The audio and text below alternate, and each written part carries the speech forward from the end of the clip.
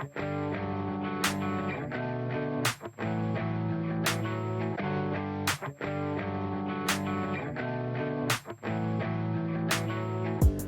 one really likes you until you start flying in coach.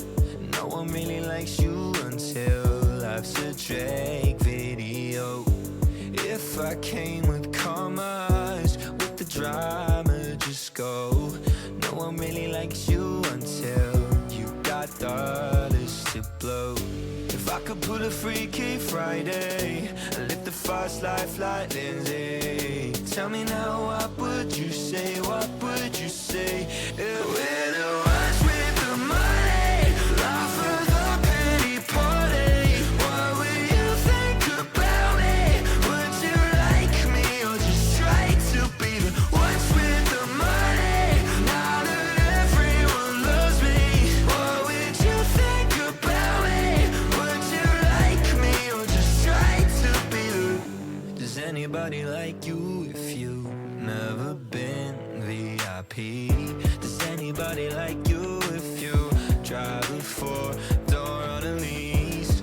If I could make it rain, would the pain up and leave? Does anybody like you feel if you don't pull the strings? If I could pull a Freaky Friday and live the fast life like Lindsay, tell me now, what would you say? What would you say? We're the ones with the money, laugh at the pity party. What would you think about me? Would you like me or just try to be the ones with the money? Now that everyone loves me, what would you think about me? Would you like me or just try to be the... And could I even like me if I can't even be myself? Should I even like me if I can't even be myself? If I could pull a Freaky Friday and live the fast life like Lindsay, tell me now, what would you say? What would you say? We're the ones with the money, hype it up like it's funny. What would you think about me? Would you like me or just try to be the ones with the money? Now that everyone loves me, what would you think about me? Would you like me or just try to be the...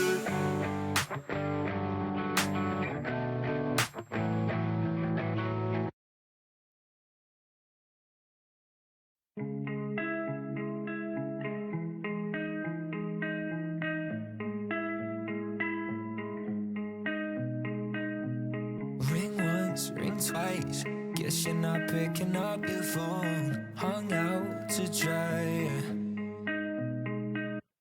Ring three, ring four, arguing with your dial tone. Call back once more, yeah. We went from everything to nothing through the night, and I never saw it coming. Tell me why you couldn't leave me something to hold at night. Yeah, you messed me up when you cut me loose. Lost my mind with you. I'ma need some therapy.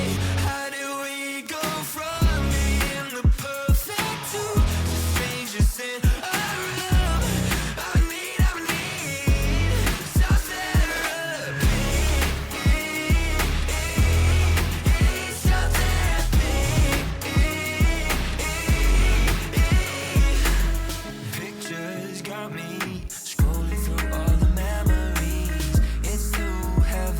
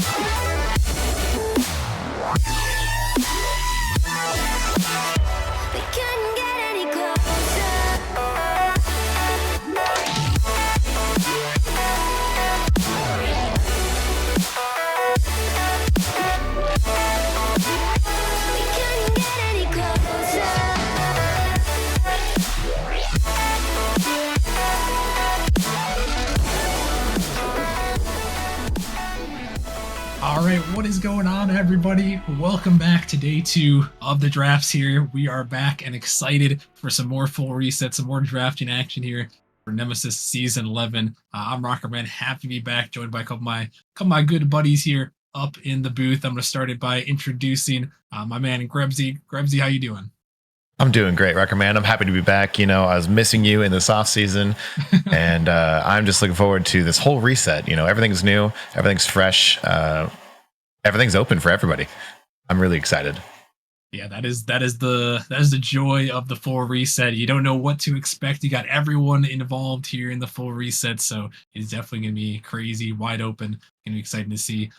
Also, gonna quickly introduce our streamer who helped out last night and is helping out once again tonight on the streaming side and in the booth. Gonna shout out Cream. Cream, how you doing tonight? I'm doing fine. I'm really excited for drafts that are coming up. Challenger, Rival, and Titan. So bigger day than yesterday, and can't wait to see those picks go off the board. Oh yeah, for sure. It is a huge day. I mean, these three leagues, the top of the top in Nemesis, so a lot of action for sure that we're going to see in this one. So it's going to be exciting. And last but not least, we got Merely Mental back in the booth. He's joining us once again. Merely, how you doing tonight? Doing great, as always. Back again, like we never left. RA knocked out Novice and Prospect yesterday. It was a good time. Three more to come, so I can't wait to see what's next.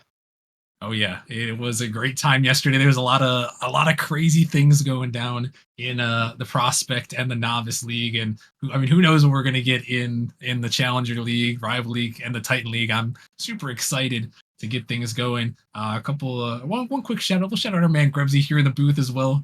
He's already here. We already shouted him out once. We'll shout him out again for the 11 months. Thank you, Grebsy, personally. Absolutely, always. I appreciate it. I appreciate it. But yeah, I think we're just about ready to get things going here. If you guys are just tuning in for this season, this is the first time Nemesis has ever done a full reset where we send everyone back to the draft minus GMs. So you'll see a couple GMs on there. I think the only one actually there's two in the first round. You got Mealy and DJD. You'll see them on pick 5 and pick 13 there.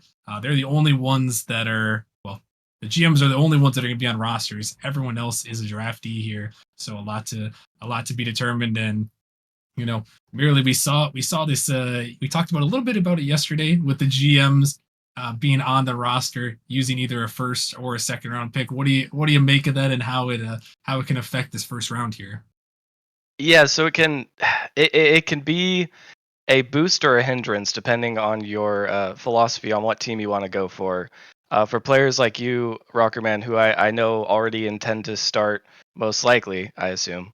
It is nice since I believe the way it works basically, in case you missed it yesterday, if you're in the top half of the MMR bracket for your respective league and you are a GM, then your first pick is yourself. If you're on the lower half of the MMR pool, then you get the second pick that you would have had is used on yourself. So in your case, Rockerman, I feel like it works out pretty well, especially because you happen to be in that lower MMR bracket and you'll get that first round pick still.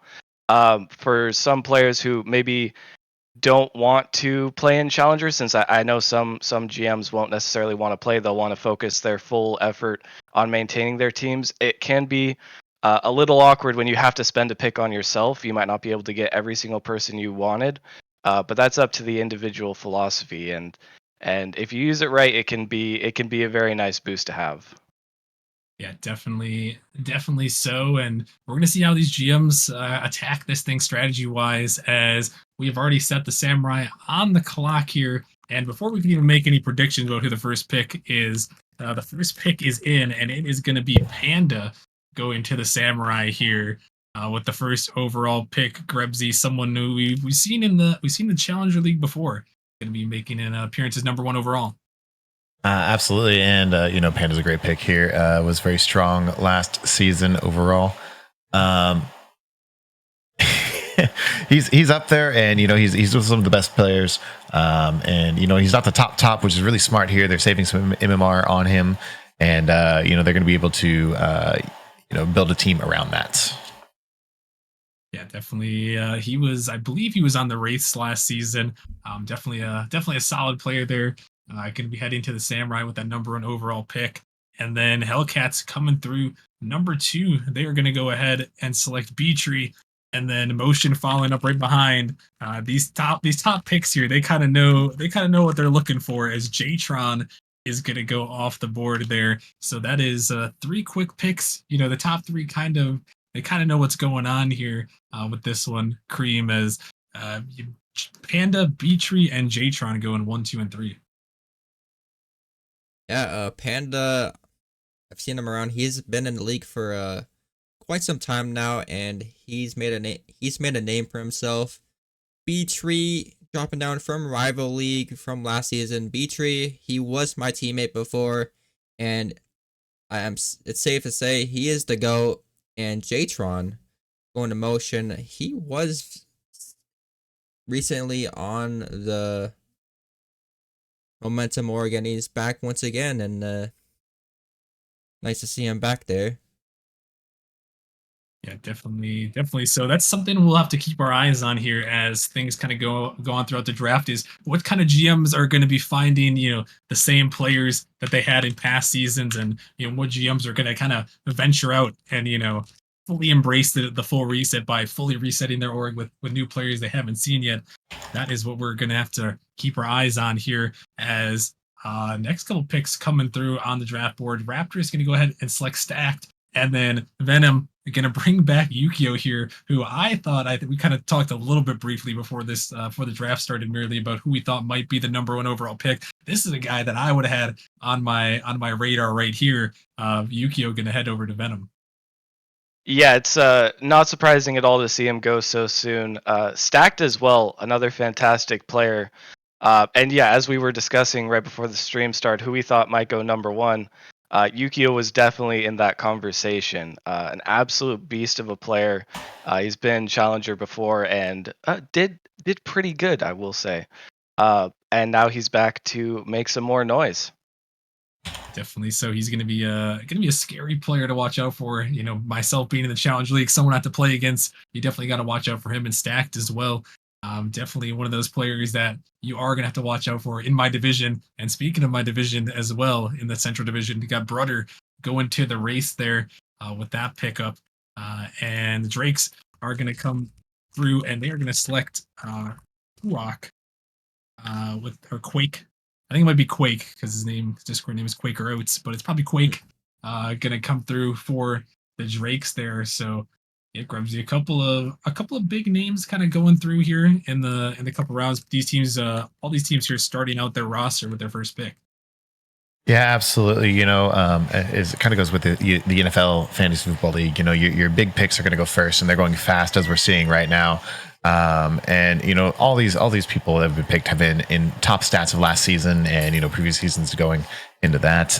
With even Quake and Yukio and Brother and Stack, they're all top players. So they're very obvious, very smart picks by all the GMs so far. Definitely some great picks here. Quick shout out before we continue on. Shout out to T Jazz, resubbing or subscribing with Prime here. Much love to T Jazz for the sub. Shout out to you, as this one is maybe not I don't know how much of a surprise it is here to see, but Vokes is going off the board here to the Bishops, and then Flame is going to go ahead and they are going to select Local, who is also another returner there to an org. So a little bit expected with a couple of those picks, Cream. But we'll see. The champion from Novice League moving up to Challenger this season, Vokes going first round. Yeah, Vokes. The past couple of seasons, he's made it pretty far. He's won Prospect on the Melons in season 8, then made it pretty far on the Wisp in season 9. Ran it back on the Wisp in season 10 and won that. And now season 11, he's back in Challenger and first round pick. And Local, he was on Flame before, and he's back there once again. So once again, another return to an org. And it's pretty nice to see these players coming off the board.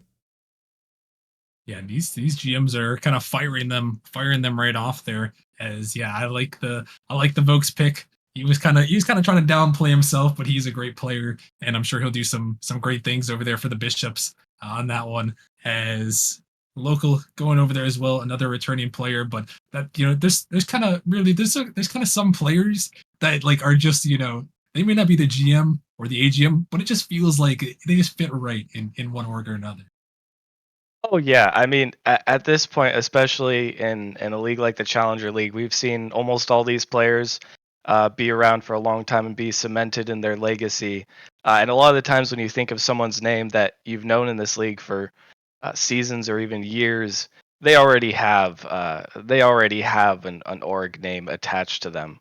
Um, and that's gonna be something that carries them through. And uh, no real surprises yet in this first round here, as I think we do have another couple picks going off the board, which also don't surprise me.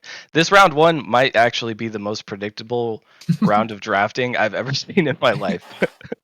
Yeah, I mean, there's no jokes here. I mean, you got a lot of great players off the board. Moxon, yeah, going to Assassins there.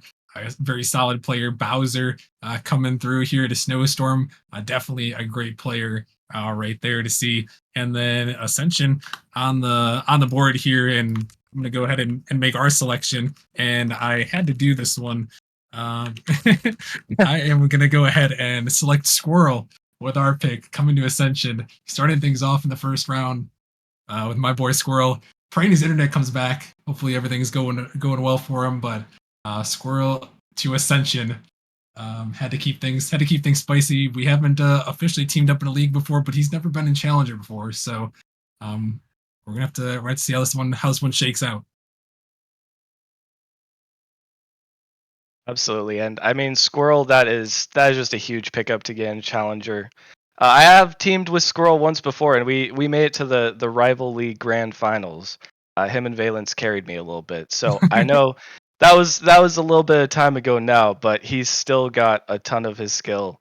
And even though he may have dropped a league, I think that's mostly just to him not really focusing on the game as much. So I'm sure if he grinds, he is going to be a very, very scary prospect in Challenger. Yeah, definitely.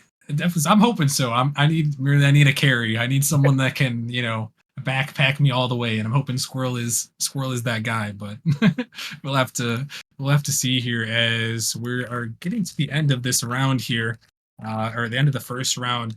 And the last pick that's going to come through off the board in round number 1 is going to be Alpha here. So the first round is in the books here, Grebsy. I know merely kind of mentioned it. I don't know if you agree with him or not, but what do you make of the first round here and how it shook out? I do tend to agree here, where everybody who's been picked has been in the top stats of last season. I believe it was Moxon had one of the better shooting percentages of the season. Bowsy had overall like saves and assists. And it's just players that are very strong at the game. They're very strong at one part of the game, and you can really build a team around that. And these are obvious choices. They're great choices. Yeah, definitely so. I would agree. I don't think there's anything that was really too surprising or real out of line there. As Aeon, we didn't mention Aeon, but Aeon going to dissolved as well. Cream, before we head on to round 2, what do you make of round 1? Anything that surprised you in this round 1, or what do you make of the team so far? Honestly, I'm not really too surprised with any of these picks. They're all pretty well-known players that had a history of, well, being good. But yeah, that's what I like to say about it. But no, not too much surprises here for me, Rockerman. Yeah, no, I agree. I think it went pretty smooth here, but you kind of expect that in round number 1 sometimes. So not too many surprises. But as we transition in round number 2 here, Pi is back on the clock. We're gonna have to see. I think really once you kind of get into round 2, I mean, obviously I think round 3 is probably the big question mark round. But even once you get into round 2 here, it's kind of a little bit of a what are we gonna do now to find the second person on the roster? Yeah, round 2 can be a little bit tough, and it can be even more tough, especially if you know all 3 players that you want to get, Hmm. because then you have to decide what route to take to try to get all of those players. And now the math starts becoming a little bit of a problem as you have to leave room for the sub. Uh, the second round, we're gonna start seeing already some really good duos coming out. I know we're gonna see some picks that were pre-made, and I wouldn't be surprised to see a few surprises in round 2 here, as once again everyone in Challenger is pretty much established. There's always tryouts and things going on. I guarantee at least a couple people have found what they think is going to be some secret chemistry. Yeah, we'll have to look out for that one, as next 2 picks are flying off the board here. BMR99, former GM of the Deviation Org, going to be heading to the Fruit Ninjas this time around here, heading to the Papayas, and then Flying Swan is going to be heading over to Dissolved, and then DJD here going to go ahead and select Clouds with his pick. So DJ finding his teammate there to start things out. He was the first round pick there, and he is going to go ahead and select Clouds off the board there. And yeah, what do you make of these last couple of picks here, Grebsy, Beamar, Swan, and Clouds? I think they're honestly very intelligent picks, and as was stated, your second man here, you have to really understand like who your first pick was here, and who can work best with them to support them. So it's just such a strategic decision to make, and it might not be the obvious choice that we're seeing, and hopefully these GMs have been putting an appropriate amount of thought into this, and they're trying to build a team around their number one, and they have a number two that can support them very strongly. And I think so far we've seen great support picks for every team here. So going forward. Yeah, and some more well-known names. Afro Demon, otherwise known as Fort, here is going to be taken off the board. He was one of those players you could have thought he could have went first round, but him dropping high second round here is not too much of a surprise there.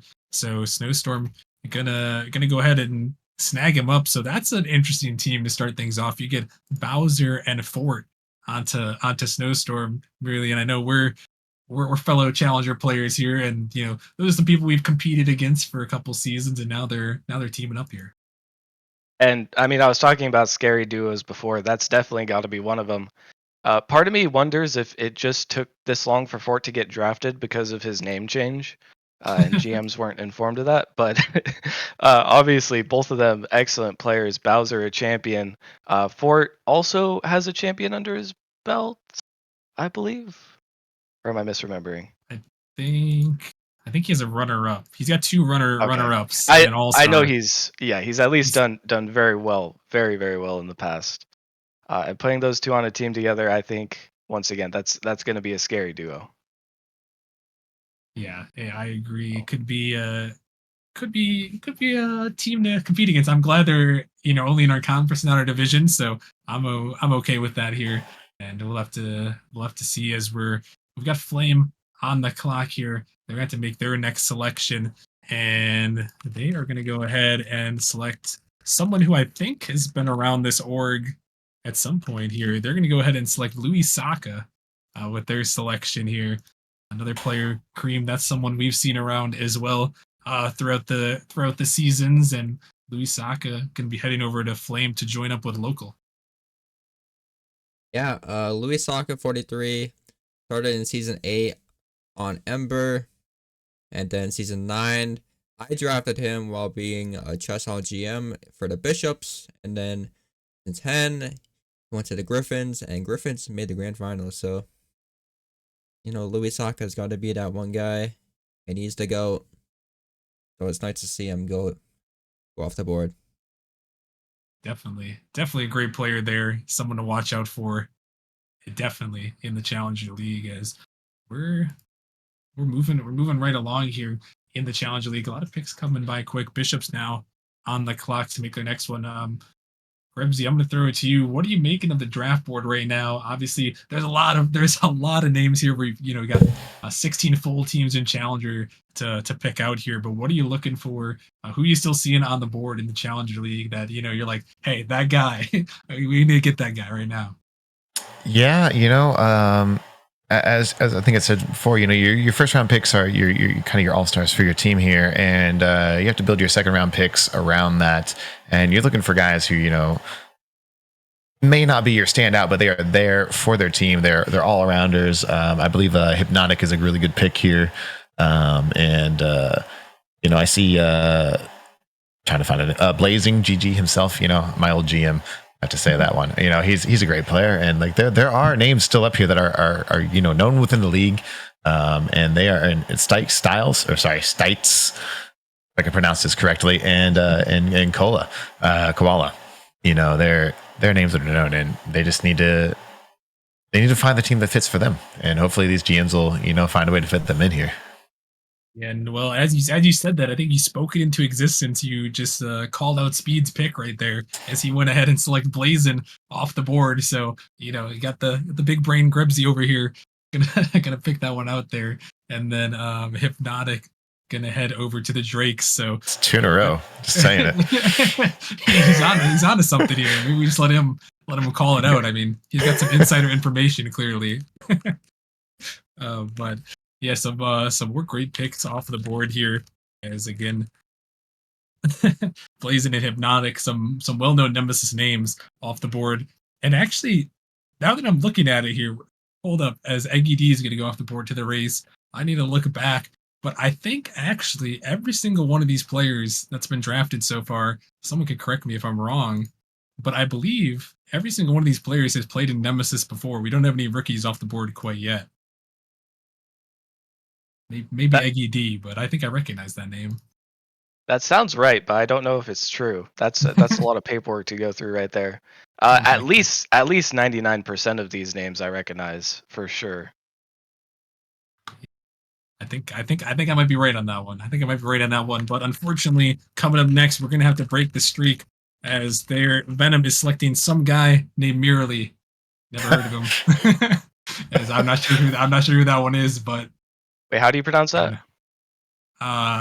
Merely, I think. Oh, weird name. Oh. Very strange. But he's going to Venom. He's going to be teaming up with Yukio. And all jokes aside, Merely going to Venom. What do you make of that one? Heading over to LK's org there with Yukio. I think I'm pretty happy with it. I mean, obviously Yukio, an absolute beast. One challenger last season. Am I hoping to get carried? Maybe a little bit. Am I gonna put up my own numbers though? That's hopefully the case. Obviously he's a beast. I'm really happy to go over to Venom. Never teamed with him before, but we're hoping we can make some good work out of it. Yeah, well, hopefully for your sake, hopefully some good work. But maybe the dream will come true. We'll meet in the grand finals. Opposite conferences. But I guess that doesn't really mean anything when it comes to the playoff bracket. But we'll play each other once at some point. And that's definitely gonna be a scary little duo there to watch out for in the Challenger League. And LK getting maybe a low end snipe off the board there with that one, and then maybe another potential snipe here. Someone I was looking at on the down low here, J-Rod, who dropped down from the Chimeras in last season, going to be heading over to the Griffins. So once again, we're seeing some well-known names, and granted, that one might have gone a little bit under the radar there to see J-Rod drop that far. Yeah, J-Rod, back on the Chimeras, he played with two guys named Ark and Big Rick, and both those seasons they made it pretty far. Yeah, honestly, I thought J-Rod was really good in Rival, and seeing him in Chally, I'm kind of surprised that he's gone this low in the draft. Oh, I would definitely agree. Like I said, he was on my board. I wasn't gonna say anything. Like I want J-Rod. That's how someone gets sniped when you're a GM. You just blatantly announce it to 100 people that I'm gonna draft that guy. But trying to avoid that. But still, definitely a great player. He was on my board for sure there, and for him to fall all the way down to 28 is kind of a little bit criminal in my eyes. But congratulations to him, staying in the same org there, and gonna see what he can do. The Chimeras trio is no longer. Unfortunately, that was always a fun trio in the Rival League. But maybe J-Rod and company can start their own little trio here in the Challenger League, this time with Mealy as the other player on the roster right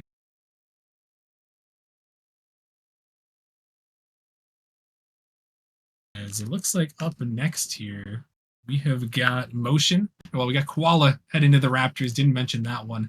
Koala going to go off the board there.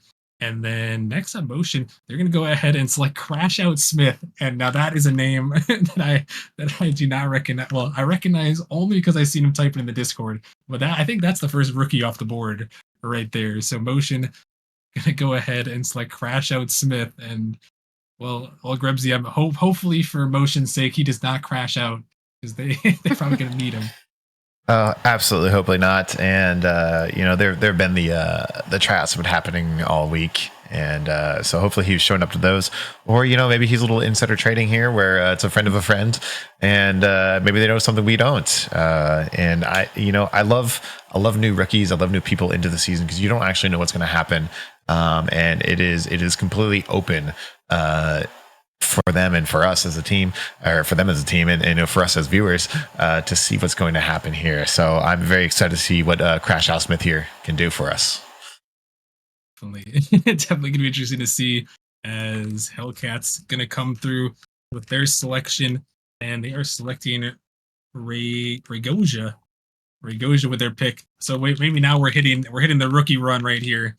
This is the time at the end of the round here. The rookie run is coming through here as Ragoja go in there, and then Samurai going to round out this first round here with selecting Stites with their selection. So there we have it. Merely as round number 2 is in the books. I think a lot of well-known names in this round, and then a couple rookies sprinkled at the end. What do you make of the rosters now that everyone has 2 players on them? Yeah, already seeing some things coming together there on a lot of different ends. Once again, a lot of the names that I expected to go out either first or second did end up getting picked up, and they've been paired up with some interesting teammates. Of course, got to shout out once again that Snowstorm, Bowser, and Fort. That's going to cause some problems for Rival. I am interested to see how that Bishop's roster. I know Blazing, he is one of the hardest grinders that I've ever played with. Blazing and Vokes, seeing Vokes come up from the novice. I know he's played at higher leagues before, but it's been a while. This is kind of his return to form. That's going to be an interesting roster to keep our eyes on as well. And overall, I'm excited to see who's going to round out most of these players, because some of these teams that there's really good duos. Some of them might feel a little bit incomplete, but I do think that'll change as we head into the third round. Yeah, definitely so. Here is a good solid second round here. Kareem, what do you make of the second round before we quickly move into round number 3? Yeah, some pretty good things to see. Pretty good players going off the board. There's one thing I'm kind of surprised about, and that's the fact that it took this long for the first rookie to get off the board, because the Prospect League draft, the first pick was a rookie. So it's kind of surprising to see that. Yeah, it was I was a little surprised, but I guess sometimes in these leagues, these GMs like to go for their known quantities here, and it looks like that's what they went for. But now is the time where I think we're going to see a little bit of a switch up here, as we are going to be looking for Samurai on the clock here as we're going to move on to round number 3, looking to make their next selection here on the board. And it looks like they're going to select someone who I also do not recognize, that Chai Rat. I don't know if anyone has any insight on this one here, but I do not recognize this one as Samurai going to get their third player on the roster. Yeah, I don't recognize that name either, to be honest. I'm not entirely sure what it means, like chai as in chai tea, perhaps. But it's a funny name, and a funny name we always know begets a good player. So going first pick of the third draft, I'm excited to see how that's going to shape out. Yeah, definitely. It's going to be interesting here as we're looking to find that Chai Rat in the Discord so I can ping him. Maybe someone will assist here.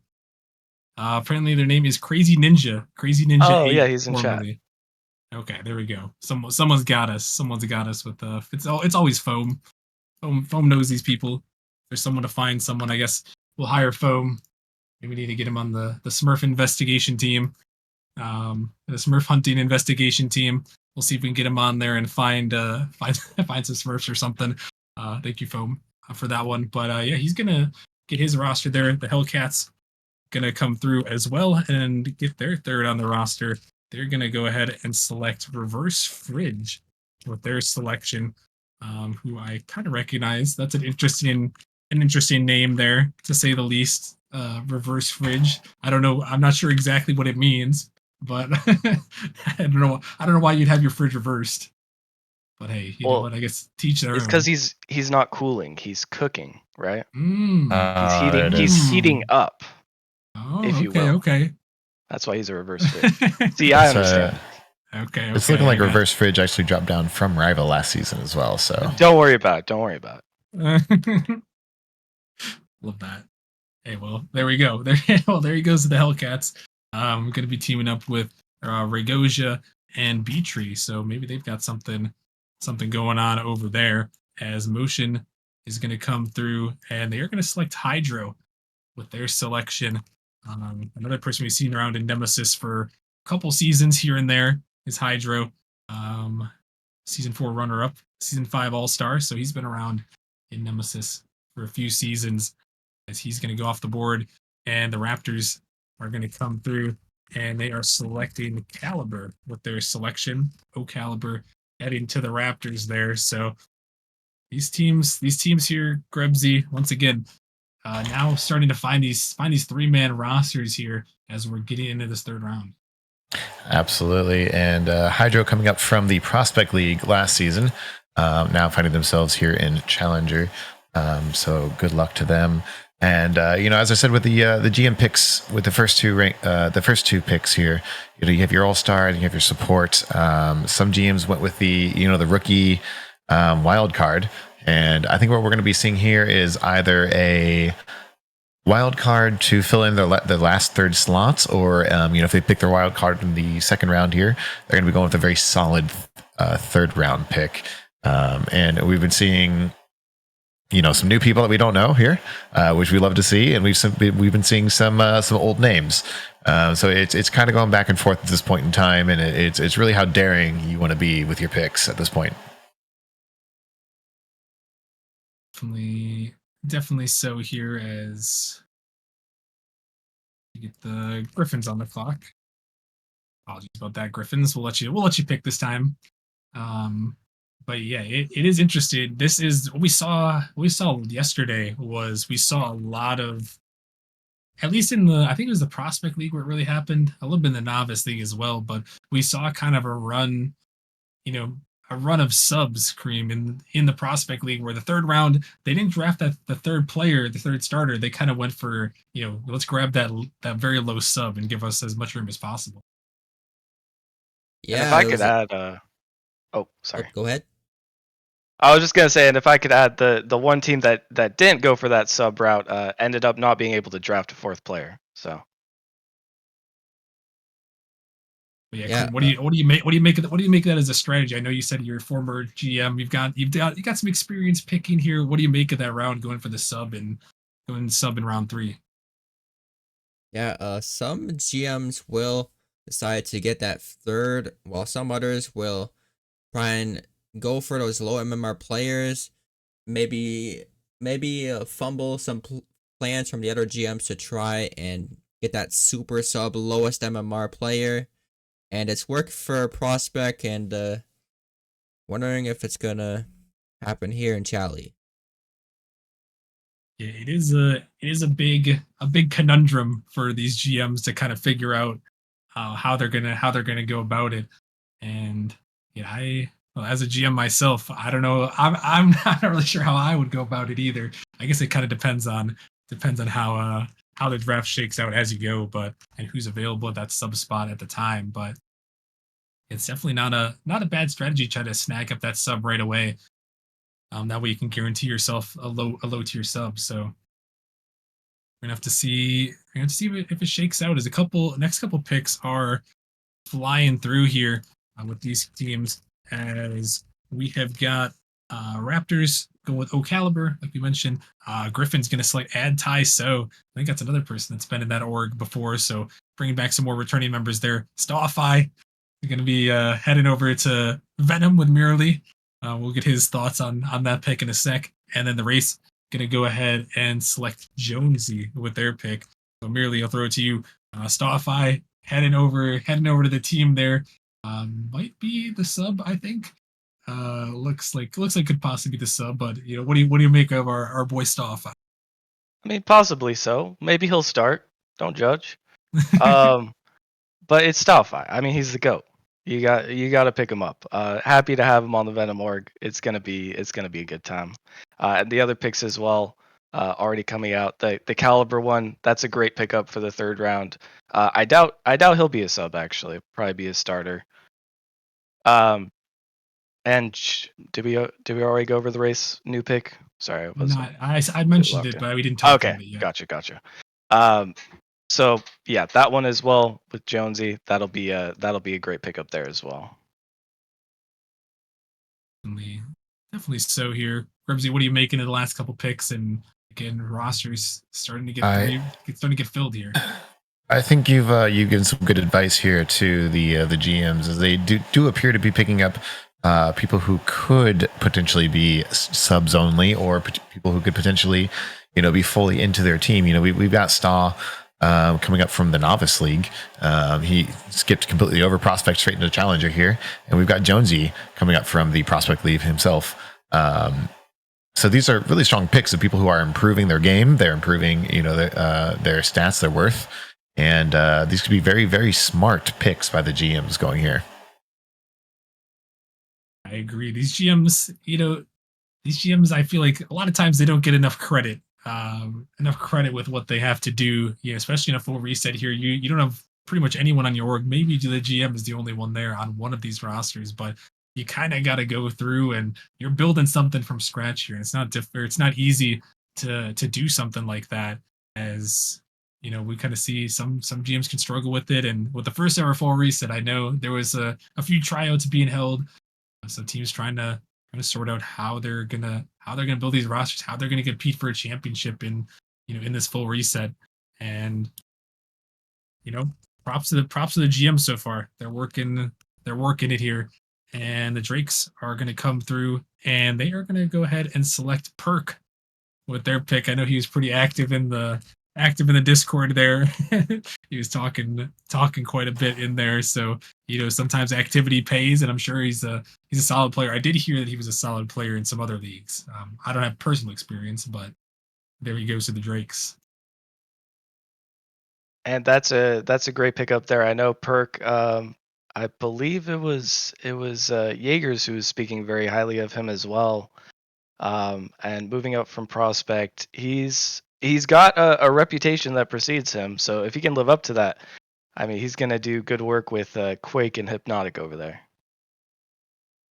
That'll be interesting. Yeah, it was Jaegers that was speaking highly of him. So hey, if Mr. Pre-Jump Jaegers is speaking highly of him, we're gonna have to watch out. We're gonna have to watch out over there on that Drake's roster. But yeah, so it looks like Drake's gonna have Quake, Perk, and Hypnotic, and they've got they've got a lot of cap remaining. They got 1635 remaining, so they're drafting their guys. And Cream, that's something we'll see as well with these GMs in these drafts. Is sometimes there's some drafts where they go solely on cap room, but some drafts they don't care about the MR at all. Yeah, some teams kind of want to make these sort of flex rosters where all 4 players they can just play whoever just feels like it the most. They can just run different rosters every time, while some want a super sub and 3 starters. But these GMs, I'm not sure what's up in the GM chat or what they're cooking, but it's only a matter of time to see if what they do actually works. It's almost that time. The season, I mean, it's right around the corner. Only a week and a couple days away. So it is coming soon here. So everyone better be prepared. and see how things are going to shake out as the Bishops are coming through here with their selection.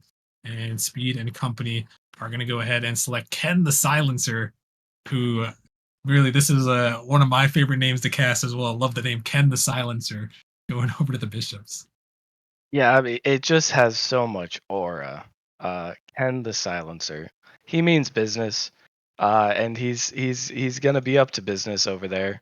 As that's a great pickup for the Bishops. The Bishops looking like a little bit of a dangerous team so far with Blazin and Vokes as well. They could definitely do some work.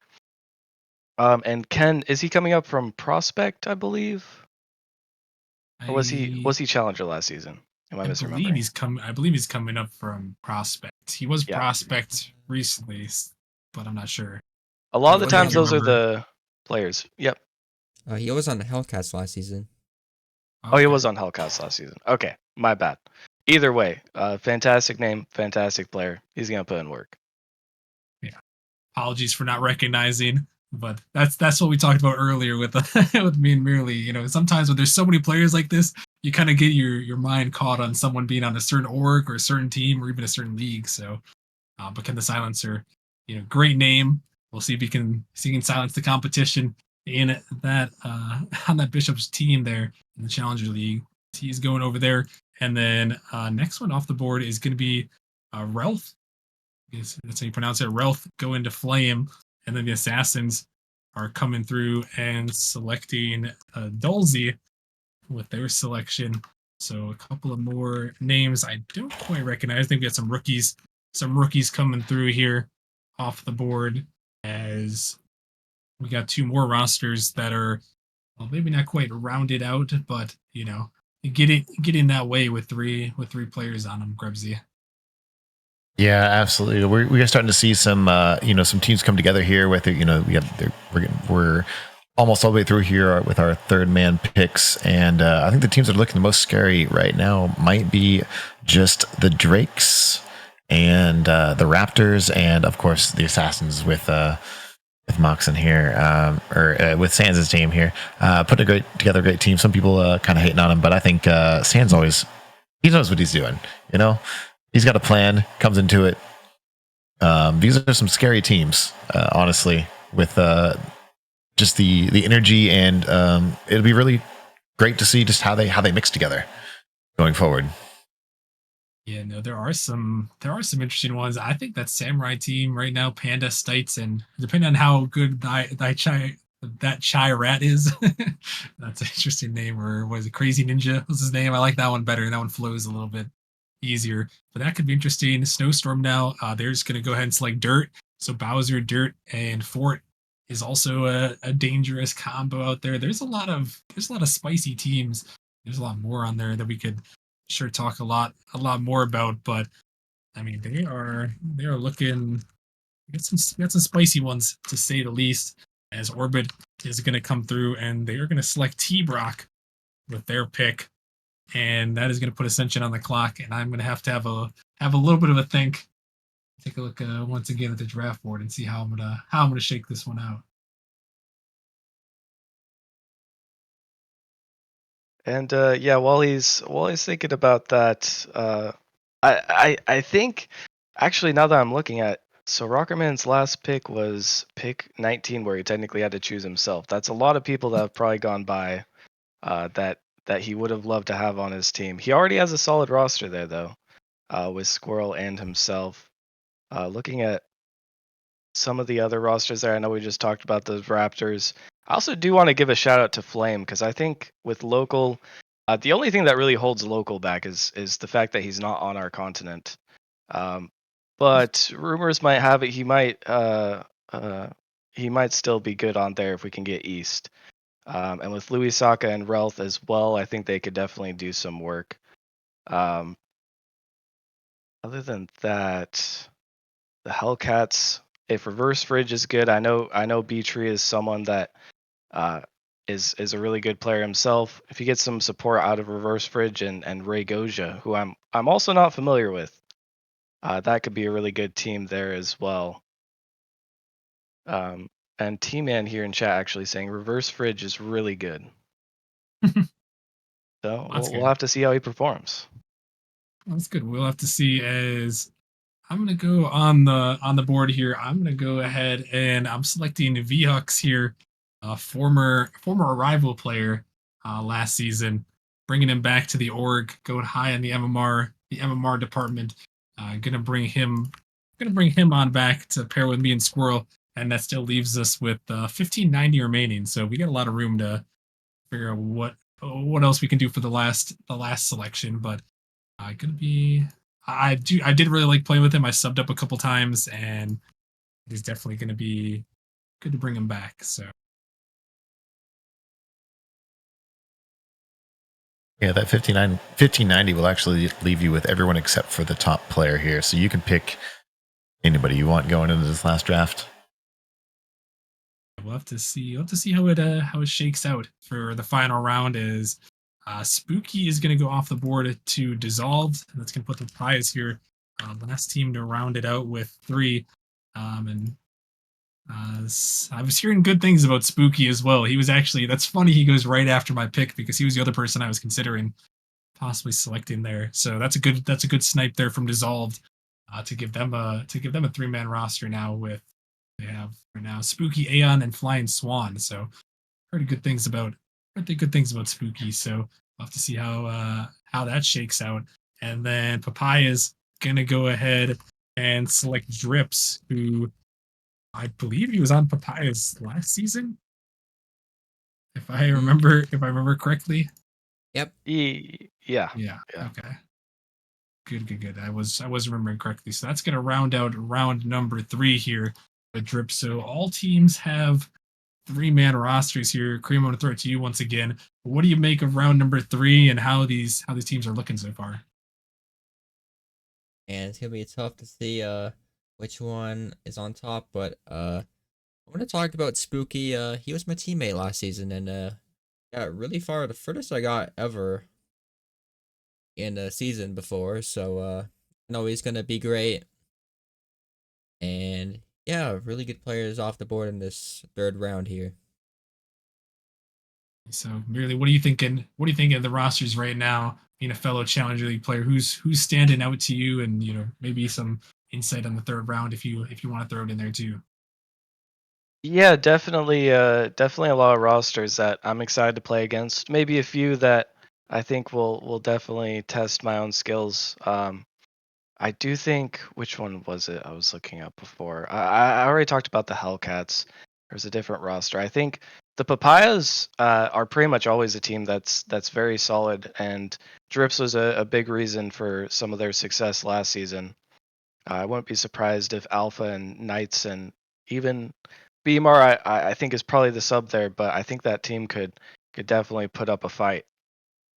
And the Griffins, with Mealy already drafted at their 1st round pick, J Rod picking him up so late into the draft is an absolute snipe. And I think that's going to be a really undervalued player. And I don't know as much about Ad Taiso, but if he's even solid, I think that'll be a scary team as well. Overall, the 3rd round kind of went like we were talking about.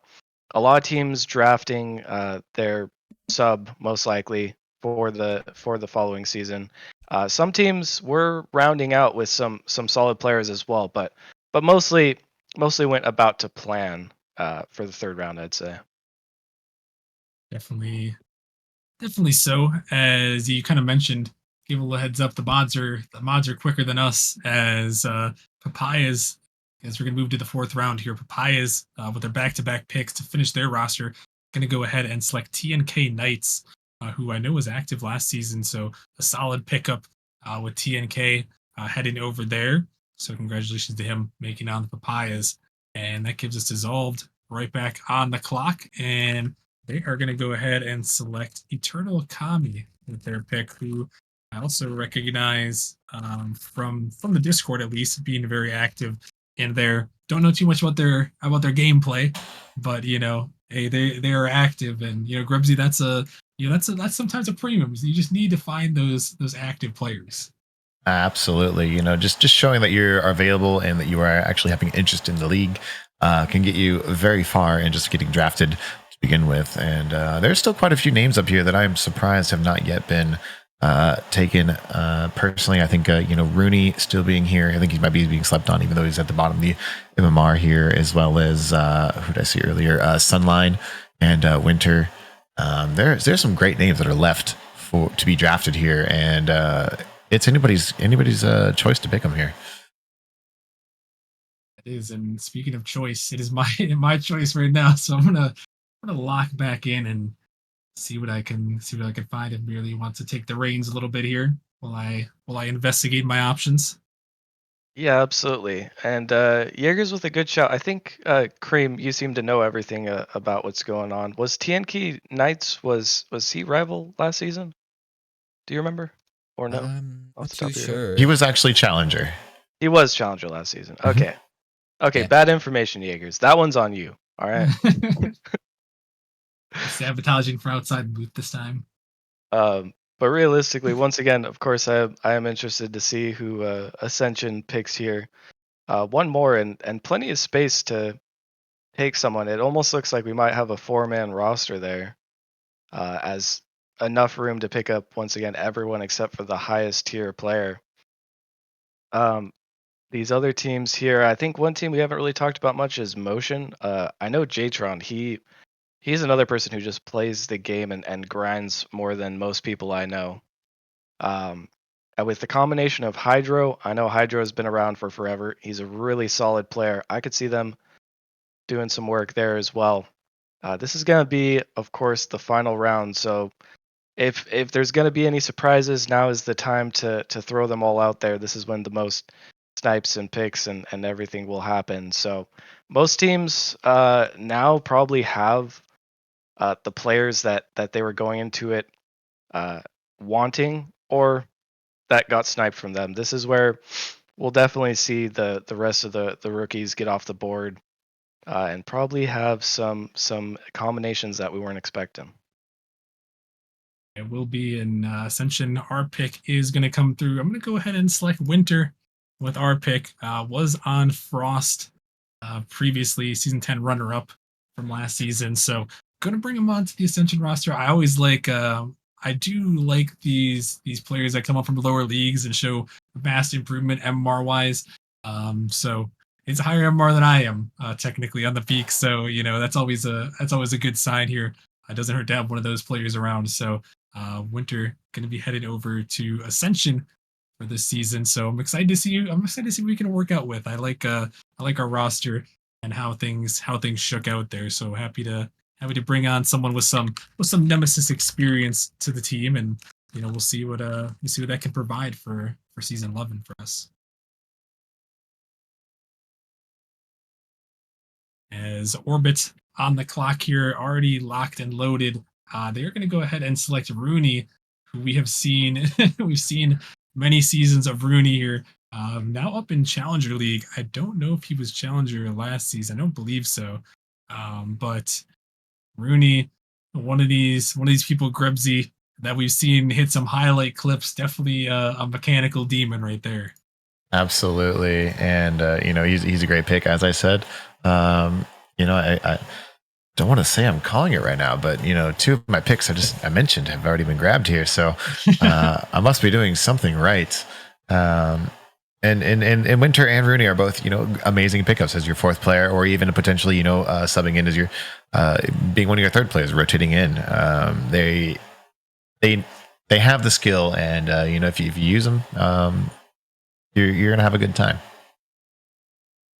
Yeah, you gotta love the mechanics, and I think this is kind of one of the leagues here. Once you get into Challenger, everyone is so solid for the most part in their rotations, but this is where the mechanics start to go up a notch. You got to be able to do things like the flip reset. I mean, we'll see them in the lower leagues, obviously, but you got to be more consistent with flip resets, stealing shots, being able to find these passing plays to your teammates, more so than what you'd see in lower leagues like prospect and novice, as these players are just a lot more skilled. So having some mechanics in your bag definitely does not hurt. So see if he's able to use that on Orbit as they run out their roster, and then we'll see about Panzer. Panzer's gonna be able to do the same thing on Snowstorm, who finalized their roster. Panzer, the highest one, 1552 off the board, with Bowser, Dirt, and Fort which is again a scary 3-man duo in my opinion there. So we're going to really see. We're going to really see how their things are going to shake out here. As we're down to the last round, the last what was that last 11 or so picks here in the round, and really we still got some recognizable names on the board here as we get down to the final picks. Yeah, hold up. I'm just seeing now. Is that Rogue? Is that the Rogue? Or am I? It is the Rogue down there, 1461 on the board. I see he's added 2 exclamation points to his name. Uh, Very exciting. I would be kind of surprised if someone doesn't pick him up. I don't know how much he plays nowadays. Down there at 1461, but I could see someone grabbing him. Other than that, of course, there's a couple other names I recognize on here. I'm not gonna say any of them because my team still has to make their last pick, and I'm not gonna give away any secrets. But Well, fair enough. Fair enough. Maybe we but can. you're welcome to say the names that you want. Well, maybe we can take a look and see who they might pick up. 1565 remaining for Venom. I mean, actually, they're pretty much open for anyone on the list there. I know Silvos. I saw Silvos was active in the chat earlier. I recognize Necroptic, Wall or Seawall, Monkey Bacon's on there. You mentioned Rogue. I mean, I see Zingy, who's been here before in the past. So, and speak of recognizable names, there goes one that I just called out, Necroptic, gonna go off the board to the Assassins. So, a recognizable name off the board, and even there's some diamonds in the rough for sure. Some names I don't recognize. I didn't mention Scraps either. There's Bebop. Sox is still up there. Spec TD is on the board. Carson got Cake. Anamorphous, Sunlight, Astro, Rise. There's still a lot of players left on the list, so there's still some hope for those trying to get drafted this season to get on a team off rip. But there's always opportunities throughout the season as well to make it onto a roster for sure. As Flame is going to come through making their final selection, they're going to select Anamorphous with their final pick here in the Challenger League. Going to round out that roster right there. So Flame is complete here, along with, we kind of briefly touched on Necroptic there, but that's a rounded out roster as well over there, Cream, with the Assassins, Dulzy, Moxon, Sands, and Necroptic over there in the Mountain Division. Yeah, some new rosters are being formed. 7 so far. You got Papayas with Knights, then Tommy, well-known player, for Dissolved, and then Winter, Rooney, Panzer, Necroptic, Anamorphous, and then the next one's coming off the board. Seawall is going to the Bishops to round out their roster. That's a nice pickup there too. I was actually considering Seawall for my selection there. I think I just kind of named some people I was considering that were still on the board. But yeah, Seawall is definitely one of the people I was looking at. That's a great selection there. To pick him up, he's definitely a solid player. Gonna see how he can do in Challenger this season. As the Drakes are going to come through, they're going to go ahead and select Specs with their pick. Spec. Trying to find Mr. Specs there. But they're going all the way up there, trying to use that MMR there that they had remaining. They had a lot of room, like we mentioned. And they're gonna pick them up at 1583 there. Oh, that was a big pickup to get for your last one. Yeah, one of the top MMR players to round out. And with Quake, who I'm not as familiar with once again, but Perk and Hypnotic as well on that roster. The Drakes have a storied history in Challenger. They haven't been on top in recent years as much as they were at the beginning of Nemesis, but a lot of history there, and that's looking to be a pretty solid team if they can play up to their potential. But yeah, that's a great pickup. Yeah, it is. That's the one thing we mentioned. If you're drafting a sub in that round 3, you get a chance to get a very high MMR player in the last round here. So they're definitely gonna be able to make that pickup. And the races are gonna come through, and they are selecting Carson Got Cake with their selection here. Gonna go ahead and pick him up. It's another player I'm unable to find at the moment, but we'll All right, find. We'll Foam, find. do your thing. Where's Foam? Where's Foam when you need him here? Where is Foam when you need him? Let's see. Okay, wait, I found it. That's Shorts RL actually. A no Nemesis name. Oh, So just not quite named not named Shorts RL. He's named Carson Got Cake. So actually low key a snipe with that one.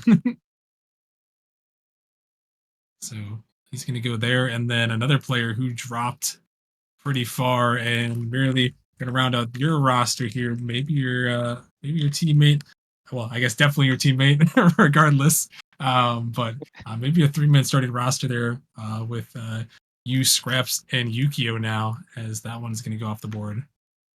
yeah, and I'm happy to see that. Scraps is a good player. I've played against him quite a few times throughout the seasons in Challenger League. I believe he was on Papayas most recently when I played him last season. Sounds right. And he's just a solid all around player, hoping that him, me, and Yukio most likely can do some damage. He's a very solid player, and again, someone I was considering as well off the board, but definitely a good player. I mean, the guy is in the game. He's on the game right now, merely. So you got a grinder right there. Perfect. He's wasting no time on this one. He's gonna get selected over to Venom to round things out. So we're down to the final 5. I think these GMs are searching a little bit. Things have slowed down just a little bit, as we kind of expect as the rounds go on. But the GM's kind of searching. Looks like we got the Griffins on the clock. 15:46 remaining for them. Mealy, J Rod, and Ad Tai. So looking to add one more here. Maybe Grubsy can do some magic and call out their pick before they make it. All right. Well, if I had to, make an assumption here, we've got a lot of great players left here. We still got some Rise, we've got some Marteza, we've got Rogue, who I don't know how he hasn't been picked yet. We got Wheat, and we got our boy Cream as well. There are a lot of great names here, as I said before, Sunline still hanging out, and Koto, who I believe was did very well in the league last year, if I'm remembering correctly, but sometimes I'm wrong. But those are the players that I know and the ones that I'm looking at.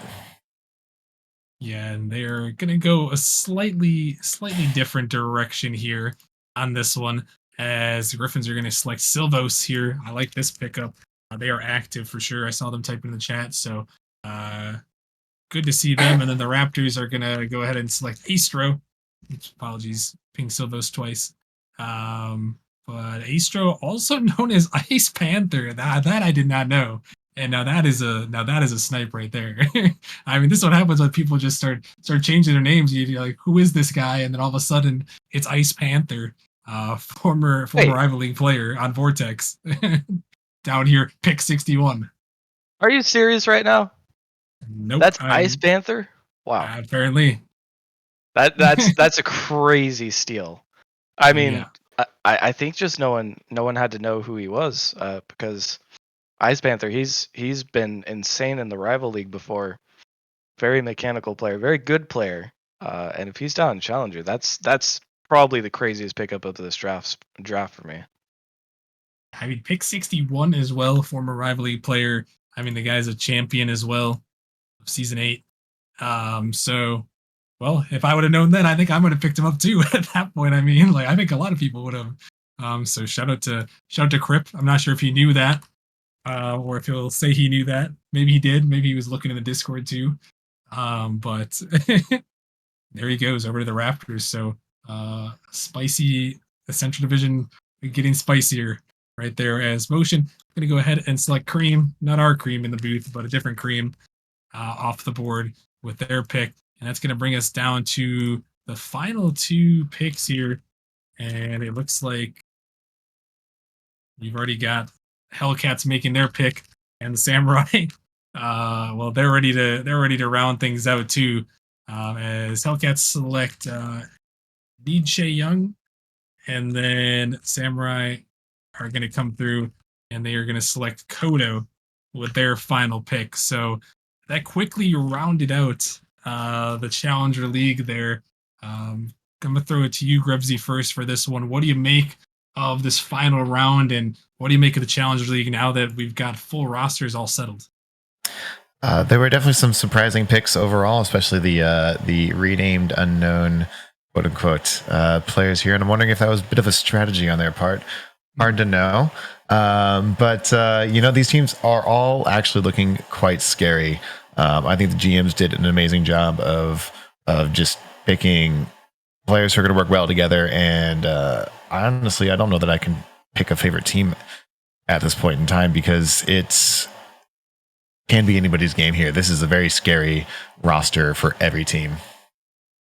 There are some good ones. There are some good ones for sure. Cream, what do you make of your round 4, and who are you looking at as possibly some of the teams to watch out for in season 11? That was a pretty interesting round 4. Something I didn't really expect. There are some players that are like super subs, like the other 1460 lowest MMR player in Charlie Wheat didn't get selected, which I kind of expected more super sub teams to be formed, but I guess this is not the case. And speaking of whoever I feel like is going to be my favorite in Challenger, it's going to be pretty difficult, but I'm seeing something about the Pacific Division and Motion. That is one team that looks pretty scary to me with Jtron and Crash Out. Definitely be a team to watch out for there. We'll see how Jax, that new GM, he's got something cooking over there. Merely now as a fellow Challenger player, who are you looking at here? Who are some scary teams? We talked about a couple of them, but now that we finally got full rosters, who are some scary teams that you're looking on here to watch out for? Yeah, I definitely think it's going to be a competitive season. It's always so hard to predict who's going to end up at the top when so many moving parts are in place, especially with the full draft that I've never seen before. I'm very curious to see how many of these Raptors. Well, there's a little slip for you. Raptors is definitely one of my top teams there. A stacked Koala and Astro, aka Ice Panther. I think that's going to be a very scary team. As well in the same column, Snowstorm with Panzer, Bowser, and Dirt. Another team that could do a lot of damage. I'll also be looking at as kind of a shout that hasn't really gone mentioned yet at the Wraiths with Brudder on there. I think any roster with Brudder is gonna have some pretty decent results. As well as I gotta shout out Venom. I think with Yukio, myself and Scripps will probably have a pretty good season. But yeah, I definitely think it's gonna be competitive and definitely gonna be a lot of fun. Should be a fun season. And yeah, you mentioned the race, and I was just looking at the division. I feel like maybe it's just like Central Division bias, but I feel like I always look at the Central Division and I'm like, man, what are these GMs are like cooking over here? I just look at them like, man, these are gonna be some tough teams to beat. I mean, Orbit, I think with DJD dropping down to Challenger, that's a scary team. You mentioned the Raptors, you mentioned the Wraiths. I think DJD, depending on how good T Brock is, I don't know too much about T Brock, but if T Brock is solid, that could be a dangerous team over there as well. And I'm curious to see how the Griffins do up there. Merely J Rod, Silvos, and Anti. So that's also definitely an interesting roster to say the least. And I mean, there's a lot of them that we didn't really even touch too much on that are probably some sleepers, like the Bishops down there, Blazin, Ken the Silencer, Qual, and Vokes. That's a spicy team as well. So I mean, there's some more that we could watch out for sure. A lot of great teams on this one. But yeah, once again, I'll remind you guys, if you weren't drafted down here, don't worry too much here. It's always going to happen. There's always some people that don't get drafted, but the best recommendation, always stay active in the Discord here. That'll give you the best chance to get on the team. If people are going to look for those active players, I think, especially down to this round 4, I think GMs were kind of looking for who's going to be active here. So they're definitely going to be looking for that as we head into season 11, when roster changes need to be made. So make sure you're active in the Discord. There'll be chances of free agent sub up as well. So definitely make sure you guys have the notifications on. Make sure you stay active. I think it'll be the best chance to get picked up on a team going into season 11. But yeah, that is going to wrap it up for our Challenger League draft here, folks. We are going to take a quick break, allow our casters to recuperate, and we're going to switch a couple things around here. But when we come back, we've got the Rival League. 16 teams, full reset in the rival league. It's going to be a spicy one. So make sure you guys stick around, and we will see you guys in a few minutes.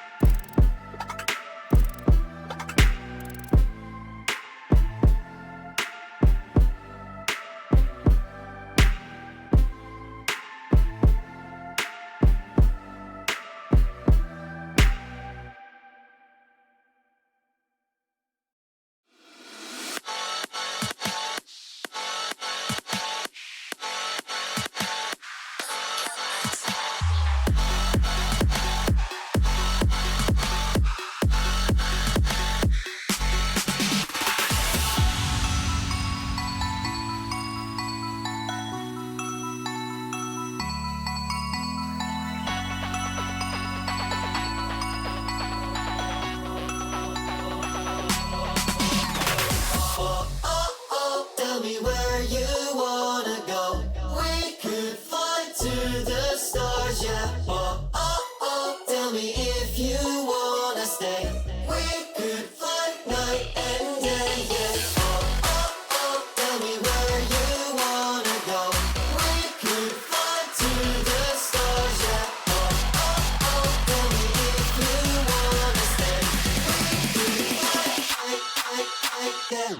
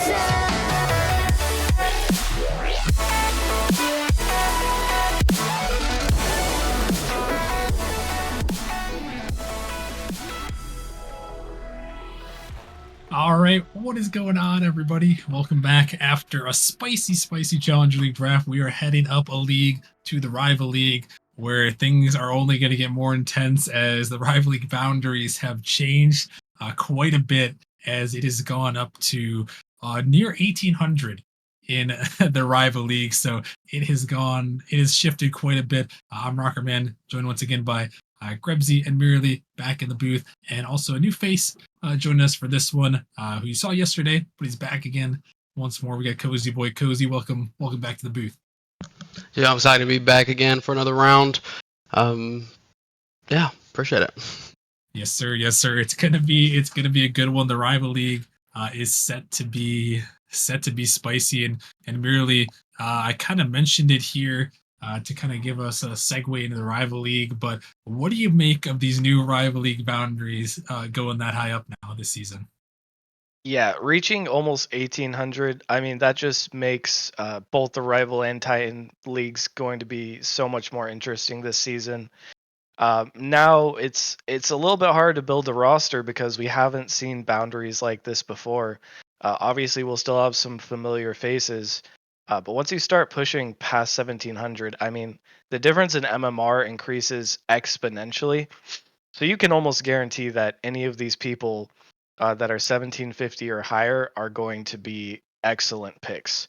And in the lower leagues, a lot of the times, high MMR players won't get drafted, or they'll get slept on because no one knows who they are. I kind of doubt that will happen so much when it comes to this, because reaching 1750, even past 1700 in ranked is such an accomplishment, especially if you hit in threes. So that's going to make it definitely a heck of a lot more interesting for this draft and the season in general. Yeah, it will for sure here. And as we are about to get things underway, Grebsy, I'm gonna call on your insightful mind here about who you might think could go to the mafiosos who have the number one overall pick in the Rival League this season. I didn't do too well at the end of the last one, but that one was kind of a shotgun barrel effect there. Yeah. I would be surprised if you don't see some Ty Chad or some T Man getting picked up here early, as well as I think Arc is still here. And who else did I say? We were literally just talking about him. Flip 1010, obviously Ghosty. Names that you hear when you're streaming, or I say a lot when I'm streaming. They're just people we're expecting to see here get picked up. Yeah, I would agree. Those are some great names to watch out for. And as we're going to get this thing underway, mafiosos on the board. They've had a long time to think about this one, so we'll see what Sandsbar and company have to shake out here. But yeah, there are. I mean, just looking at this list, I mean, there is just a plethora of great names that I see that are more than likely going to be first round picks. I mean, there's some names you recognize like Troy and Ventus right next to each other. Magma and Ventus, literally one MMR apart there. Season 1 legends. I mean, Zimity's on there. Moifin, Boy Wonder. I mean, Glow. You just go down the list. I mean, you just keep scrolling and you just keep seeing. I just started like halfway and went down. I mean, there are just names that are just excellent here in the Rival League. Oh yeah, I mean, most of these people, once again, well established. We've seen them in the league before. You already talked about. I mean, Ventus and Boy Wonder. That's a duo that's won the chip before in Rival. Of course, T-Man at the very top there. Very well known character in the league already. A little bit unfortunate. It can be a bit of a curse to have your MMR that high because it's hard to build a team around you afterwards. But I would doubt that he still won't get picked. Definitely see him going there. Also see people like Valence on there. Flip is up there. Flame Intruder, all very well known names. And yeah, it looks like we are having the first pick come through. I'll let you announce this, Rockerman, as the draft has begun.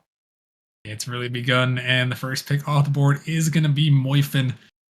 With that one, I mean, again, there are so many names you can't really go wrong with. There's quite a few with the change in MMR. There's quite a few players that actually have dropped down from Titan League to the top arrival, and those are probably here, Cozy. Those are some of the names that I know. You and me as a GM, those are the first names that kind of catch my eye. Anyone that I recognize that dropped down from Titan. Oh yeah, Moifin, he came from Grandmasters last season, who had that crazy run in the beginning. I know it kind of teeter-totter towards the end, but he came from a very good team, and people come from that Titan League. They have that experience of playing with those higher level players, and I think Moifin's a great pickup.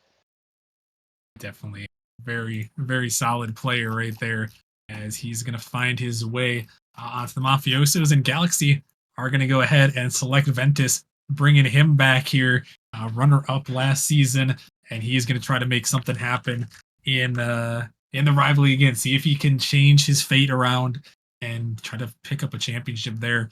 So we're going to have to see him and how he can do with Galaxy, as King is going to go ahead and select Ghosty, and then the Knights are going to go ahead and select Timo Werner, also known as Hard Pointy, for those less familiar there. But he is going to go off the board to the Knights. So we got a couple of great selections here in the top four, merely some names that we'll reckon. I think Ghosty coming down from Titan, I believe, as well. Yeah, and of course, no surprises so far. Ventus, even though his MMR isn't that high relative to the boundary, his name transcends that, and that's a great pick for number two. Couldn't have really seen him going anywhere else. Ghosty as well, like you said, coming down from Titan. Those players that have had the opportunity to play in Titan, especially if they were a starter, that experience is so valuable to bring back down to the rival league. You'd expect a lot of those players, potentially even some players who subbed and only played a few games in Titan, to be the leaders of their squads. And then Hard Pointy as well, of course, a fantastic player. We've seen him around, I believe. He was Titan as well, if I'm not mistaken. I don't Before. believe. I don't think he got. Challenger. I don't think he got Oh, there. He he was came on up from Hellcats. Challenger. Hellcats for a while. Oh, I I was know. very mistaken.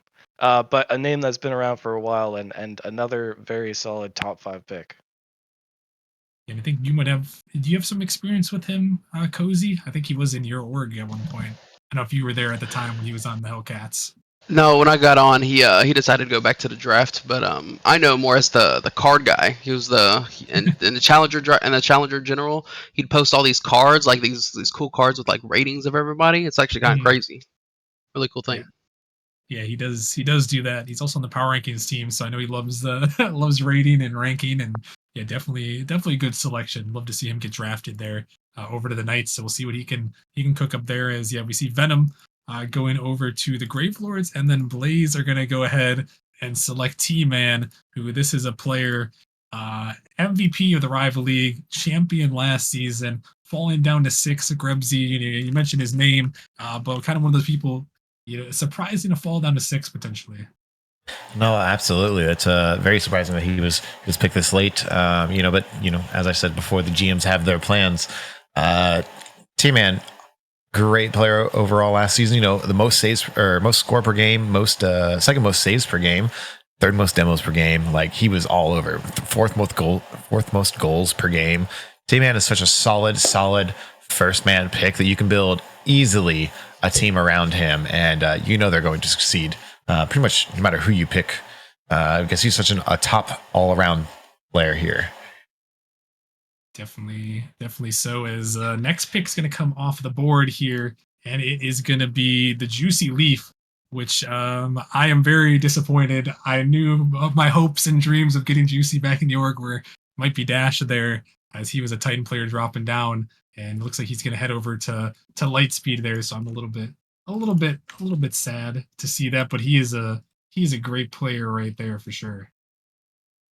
Yeah, Juicy Leaf, another one of those players that was in Titan last season, and it's going to be a good time for him in Rival. I think he really showed his worth in Titan. I know, like you said, Rockerman, you're sad you don't get to bring him back to the org. That would have been a great pickup, and clearly recognized here. No one's sleeping on him. So he goes number 7. That's a good spot for him. Definitely so here, as trying to work out a couple of things with the sheet here, and things a little bit better. But yeah, Cozy, what are you making of the team so far, and how things have shook out in the first couple picks here? Well, Oops. Yeah, for sure. Yeah, T-Man getting drafted first, or not first round, but for the first round pick, like Merely was saying, easy to build around him. He could play with almost anybody, and they'll do really well. Then you got the Ventus going to Galaxy. Galaxy. I know he played on Galaxy last season. I know DGD is a big fan of him, so excited to see him run with them. Got some good rosters for sure, as Whiteout is going to be next up on the board to fix a couple of things over there. They're going to go ahead and select Valence, and it just seems like these big names just keep flying off the board, as he is going to be going to Whiteout here, starting out their roster 1748, going up high, getting that big MMR player. And looks like that's kind of, I think, a good bit of this strategy here, Grebsy, with this one is a lot of high MMR players I'm seeing are off the board early. No, and that makes a lot of sense here because, as you said, the MMR balance have changed, and just having that person on your team who has that Titan League experience and how they can elevate your team as a whole is huge. I mean, that has to be a great factor to take into account here when you're building a team.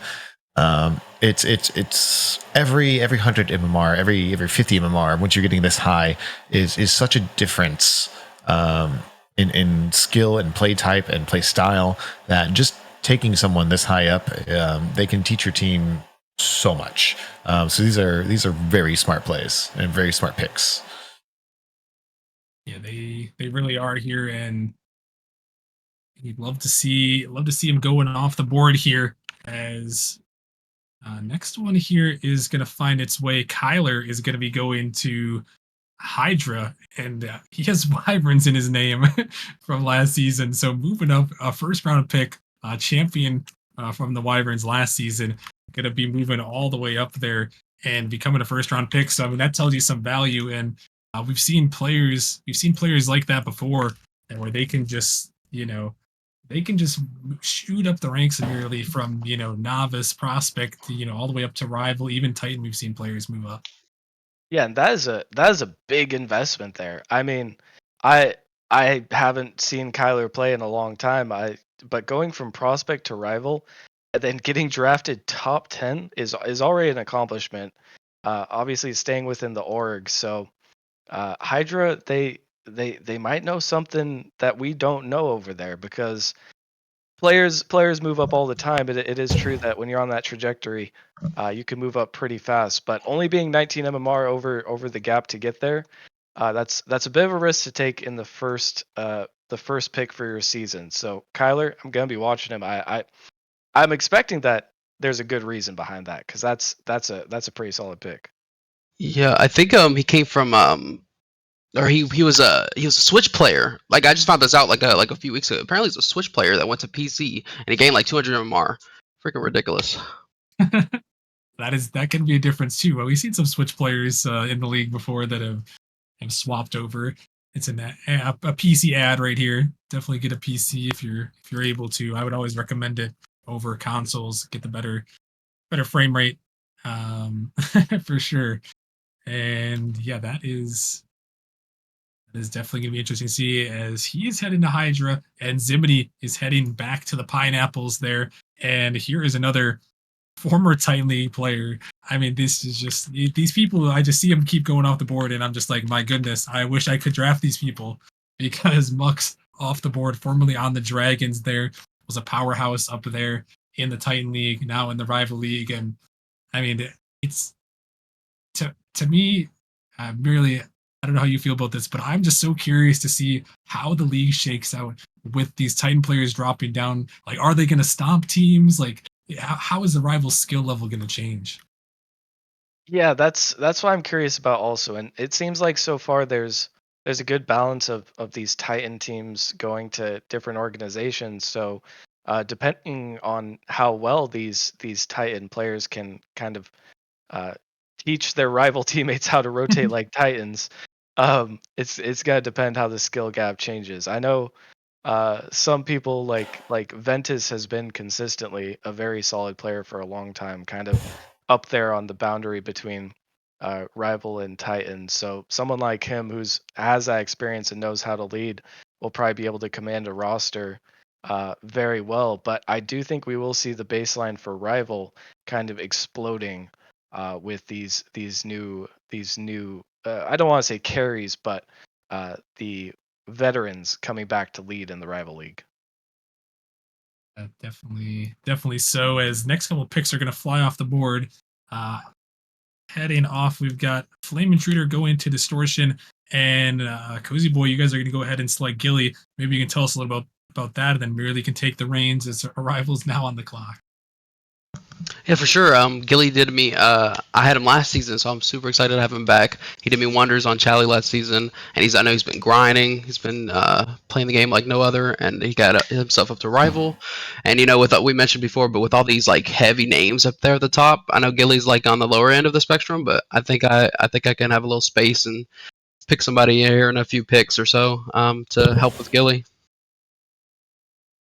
And so far, since Arrival is on the clock, actually, and the last two picks after that are predetermined with LK and Crip both being GMs going to their respective teams, this will actually be the last pick of the first round.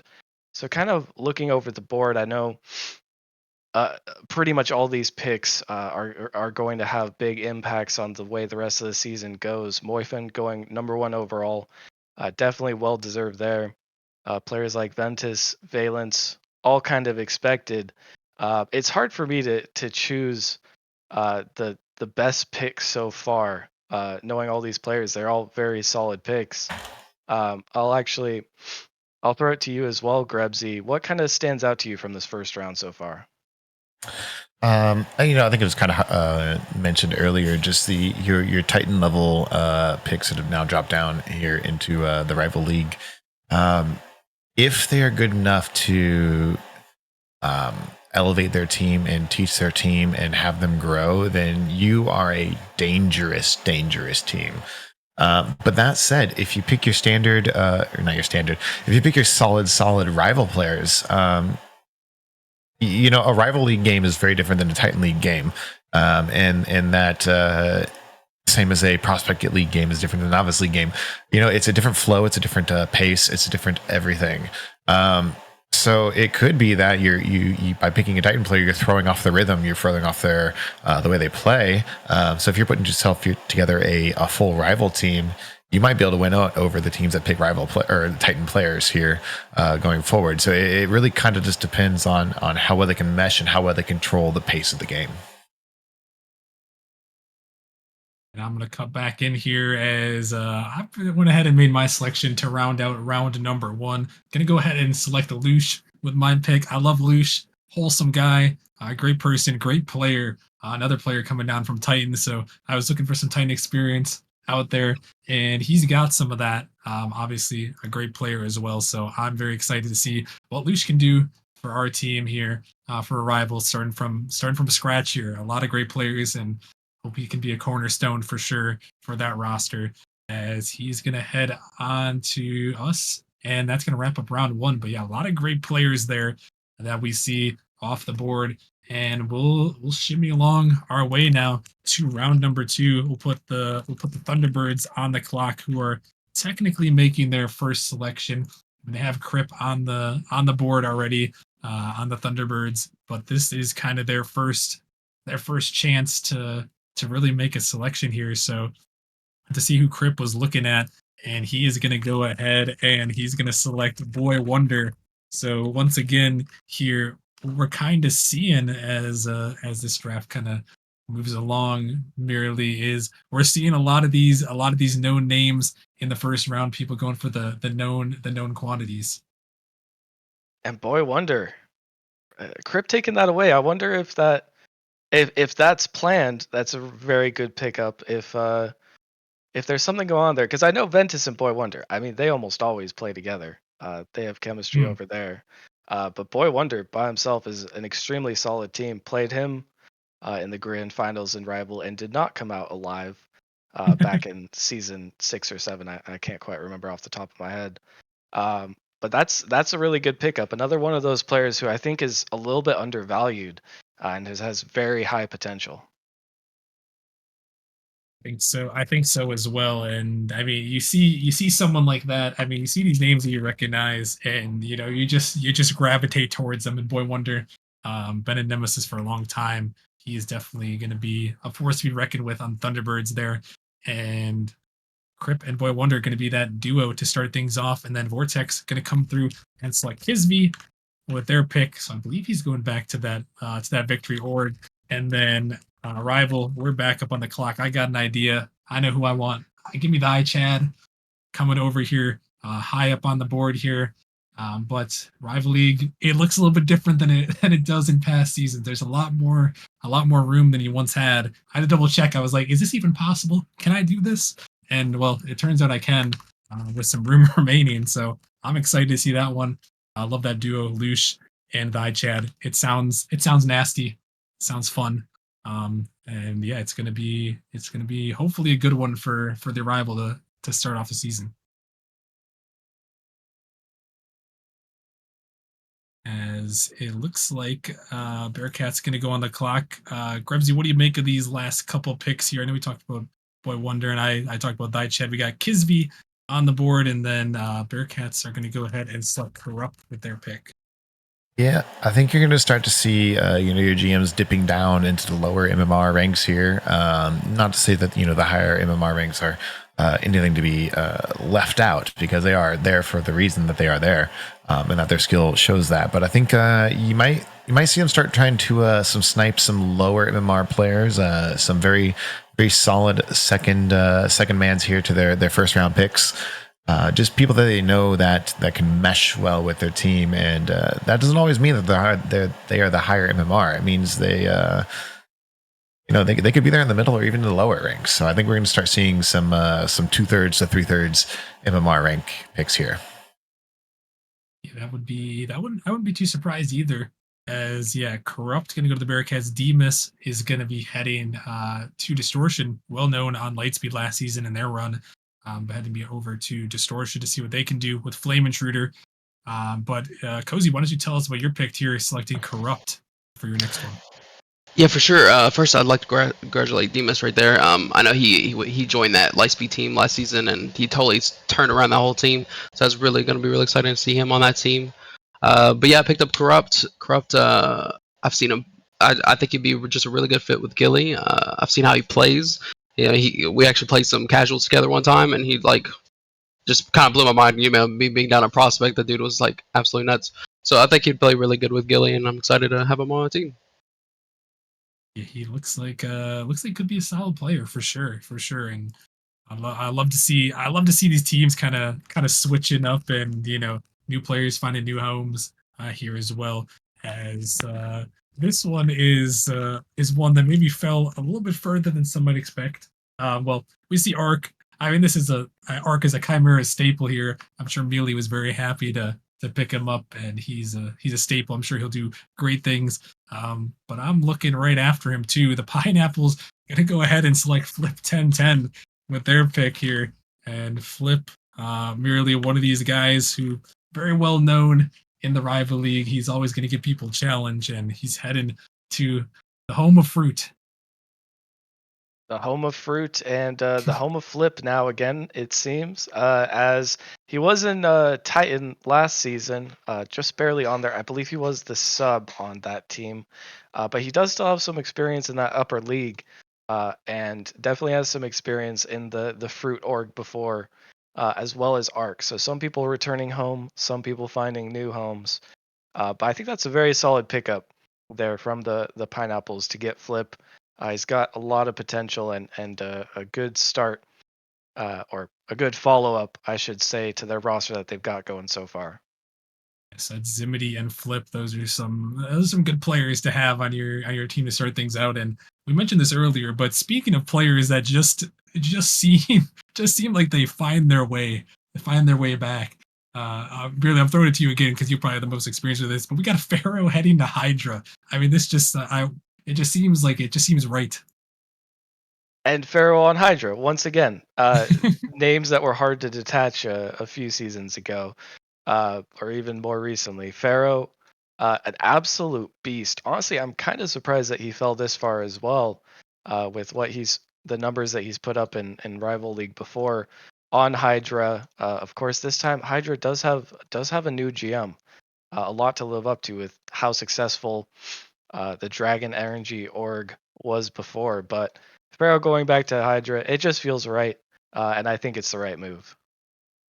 It's a great pickup there. Pairing him with Kyler to start things off. So definitely cooking something over there. And we'll have to see once again, see how that shakes out for them as they've got a good solid start there. And a whiteout. They are up on the clock, and well, they've already made their selection as Pulse is going to be heading there, and then Lightspeed is going to go ahead and they are going to select Marco with their selection here. So Marco, a known quantity here. People are wondering how far he might fall on the board. He's going to be heading to Lightspeed with their selection, Grebzy, and gonna give him a little two man combo there. Yeah, unfortunately, I am unfamiliar with Marco. I can't talk about Pulse here, who was a great all-around player here, within the top 10 of most stats actually as of last season. And I'm reading an interesting fact here that Flip hates pineapple on his pizza. So it'll be very interesting going here now, him being out here on the pineapples. But we'll see. We'll see how this continues to play out.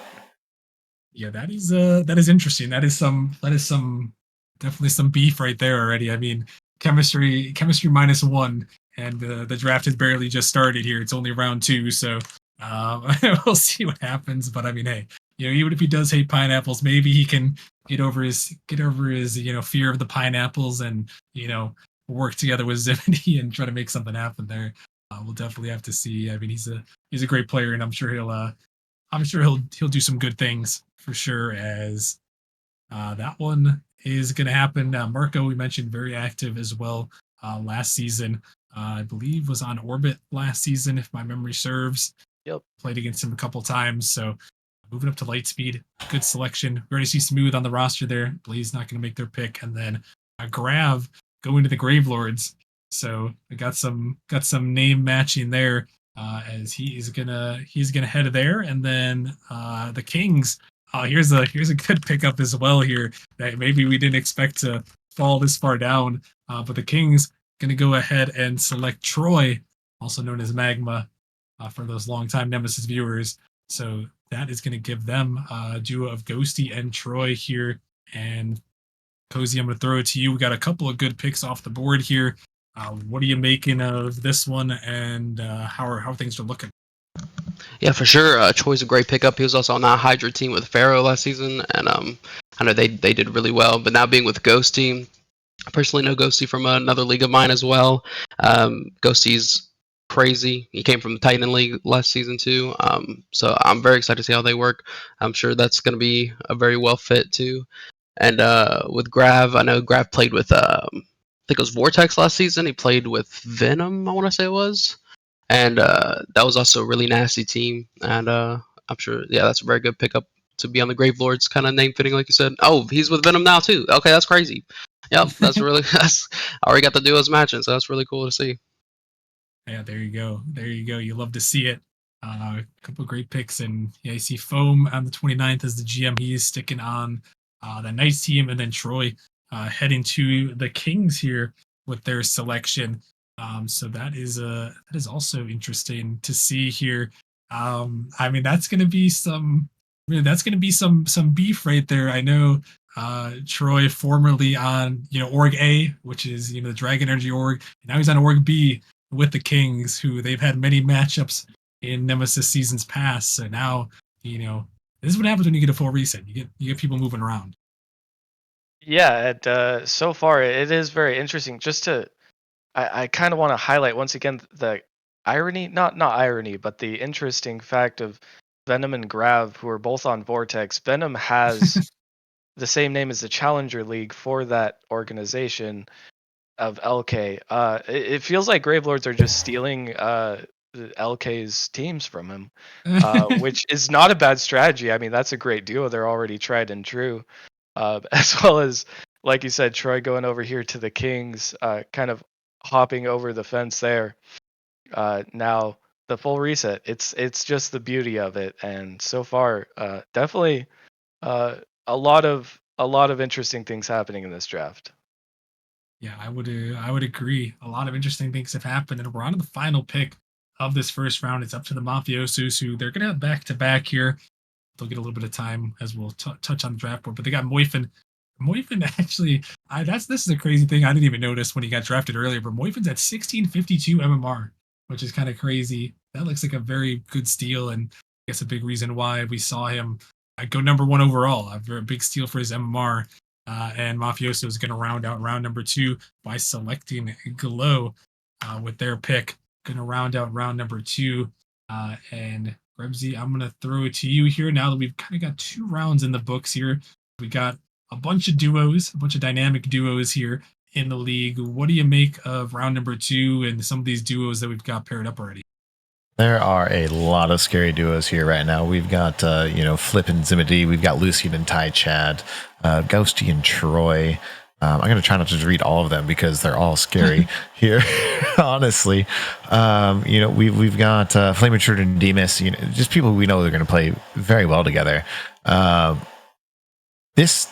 Every team right now is set up to win at this point in time. There's no bad picks. I don't think so far going forward here. It's really going to come down, I think, to their 3rd and 4th round picks on how these teams are going to shape up. Yeah, I agree. This is I'll steal Doodle's phrase right there. This is the money round right here, round number 3. This is kind of the make or break round with this full reset. As we're gonna have to see, are these teams gonna go? Are they gonna go high MMR? Are they gonna find that low sub to make sure they got enough room to pick a higher one? And that is the question here. As we'll put the Mafiosos back on the clock for their 2nd consecutive pick, and the advantage of them picking number 1 overall is they're going to round out their 3-man roster right here, right now with their next selection. More than likely, they could draft their sub, but I would be surprised if they didn't go for their 3rd starter here when he got the chance to.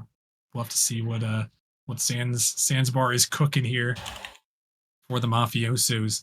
As with that roster with Glow and Moifin. Glow at 1636 also seems like a steal. So I feel like he's finding these steals cozy. He's really finding people that are very valuable compared to their MMR. Oh yeah, and that's the name of the game. And as being a GM, you find all these diamonds in the rough, like you say. And that Glow that low is definitely a steal. He's definitely a steal, and I would look at the draft board here. There are a lot of people still on the board. I'm kind of curious to see. There's some other people that I know are pretty active on the high end of the list. I know we'll talk about some steals later, I'm sure, for lower MMR, but some names I recognize here: MuRL, Cynthia RL. I heard Leash said they're very active, so that's a high MMR player, but very active. iTrash is still up there. I see I'm DJ. He was on my rival team last season. Shun. So a lot of players up in that higher MMR range, and I think the one thing I've noticed when I was doing my calculations for rival here is that there's a lot of MMR room, and maybe it's just me knowing rival league from the past and how the MMR has been set up, but really I just feel like there's so much more room to get these higher MMR players with the boundaries shifted up. It really does seem like that. I mean, like you're saying yourself, even you've already got 2 over 1700s, but teams like I'm looking at their Hydra, of course, with that the first round pickup going for a 1619, they're still gonna have a lot of room. But just in general, it seems like your options are not limited here at all, and that can sometimes make it even harder than easier, because you do have so many great players to choose from.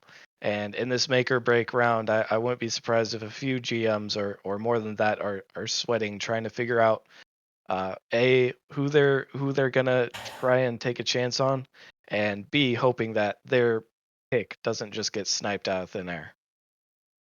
Definitely hoping for no snipes here in this round, as Mafioso's Sands was really taking his time, and I think, like you mentioned, he was probably really considering who am I going to draft here on the back-to-back pick with so many great players on the board, and he's going to go ahead and select Jex off the board here, heading to the Mafiosos. So that one is going to work out with Glow, Moifin, and Jex. That's an interesting 3-man roster.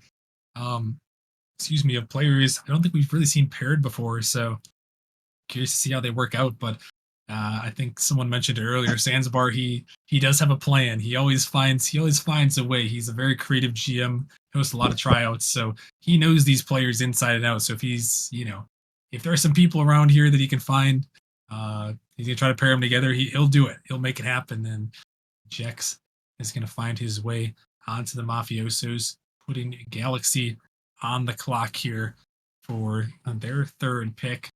What did we call it yesterday? I think we called it the alternate Dan plan, which is Sans plan. The Sans plan. Sans.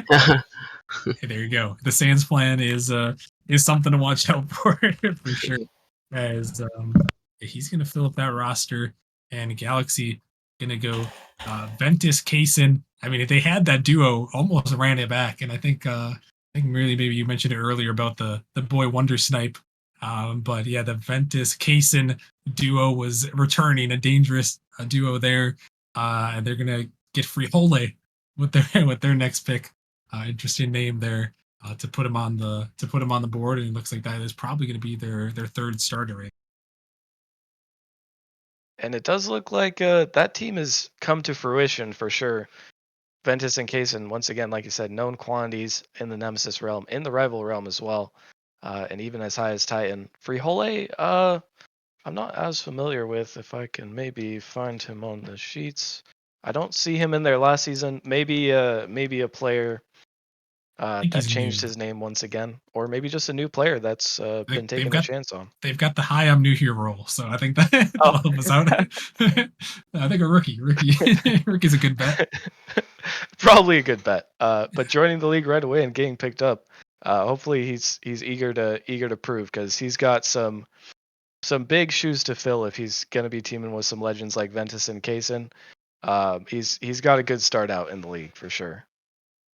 Yeah, and that's the one thing too. I mean, I'm sure these guys probably more than likely they'll know this Frihole from possibly another league, or from playing with them in the past. But even if they don't, that's some good, like you mentioned, that's good Nemesis experience right there. I mean, you almost couldn't find two more experienced Nemesis players than Ventus and Kaysen in the rival league. So, and to have them both on the same roster, that's a big calming effect, especially if you're a new player trying to fit in there. So definitely loving what I'm seeing from DJD there. As a spectator, maybe as a rival GM in the same division, maybe I'm not loving it as much, but you gotta give him props there with some good selections to get his players back. As the Kings are on the board, and they're going to go ahead and select Stellar with their next selection, and that's going to give them their third as well. So Ghosty, Troy, and Stellar.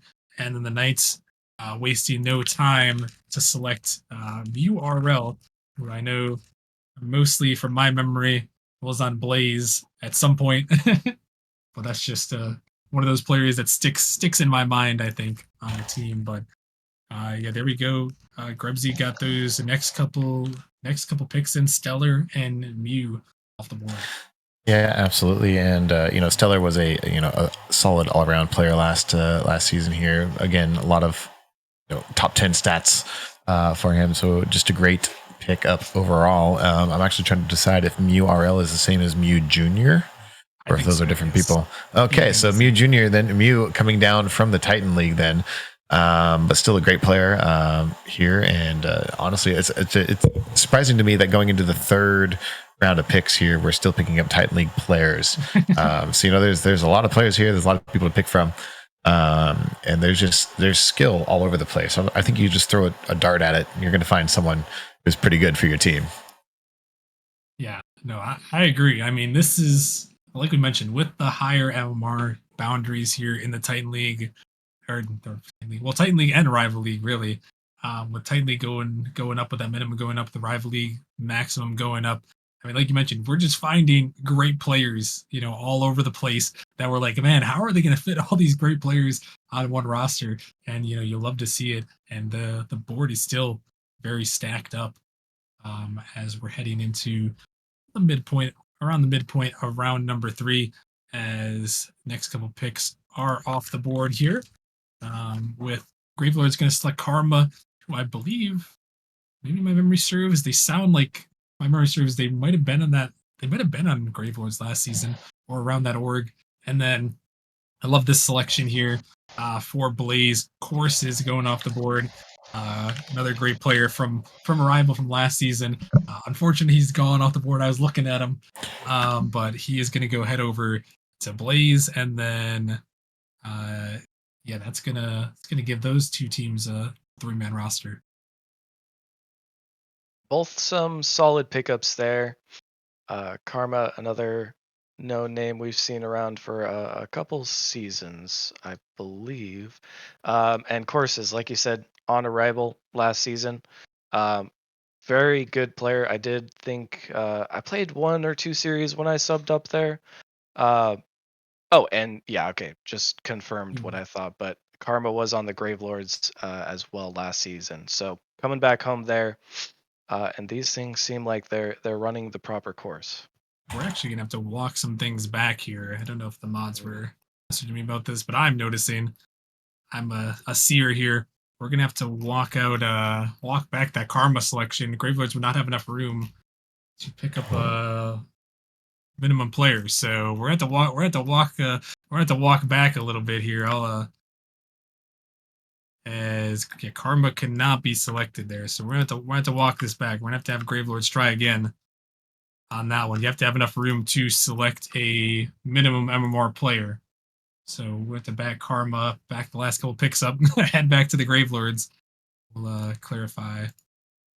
Well, I guess he's not going home. I guess not. Yeah, as a GM, sorry.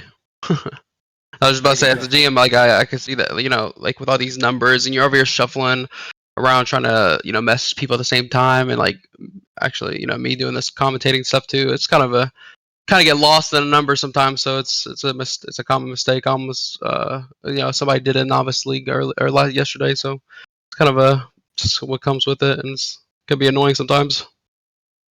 Yeah, it can be. They're going to go ahead and select Zoom instead here. So we'll walk that back just a little bit.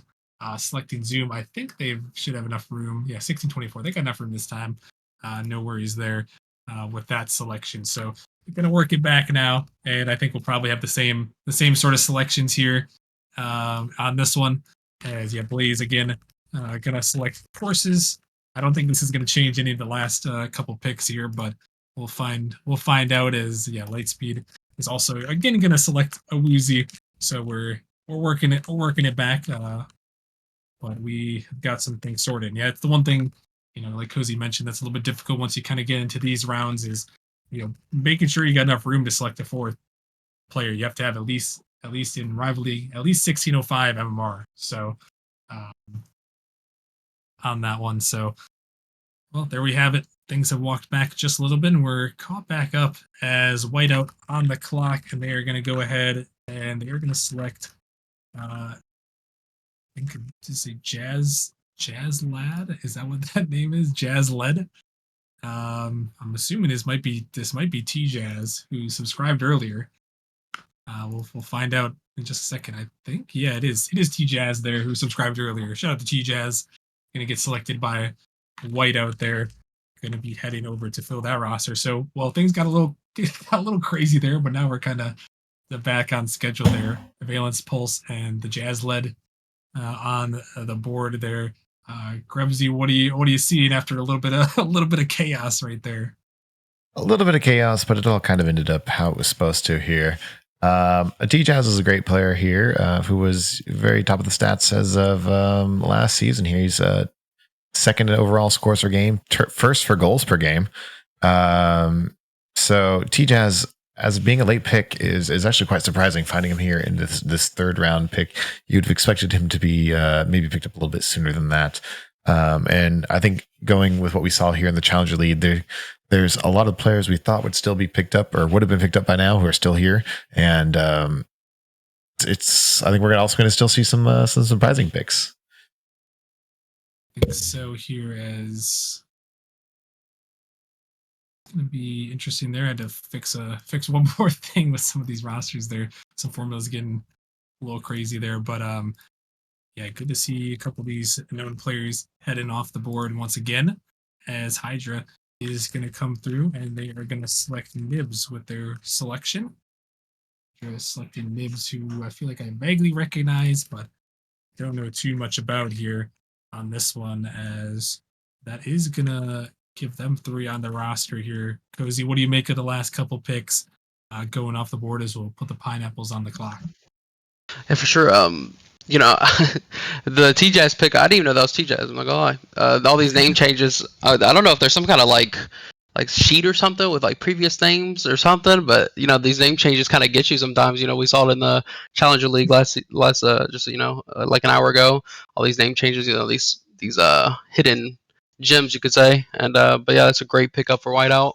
I know he did wonders on, I think it was Mafiosos last season. Yeah, and he was very good player on that team.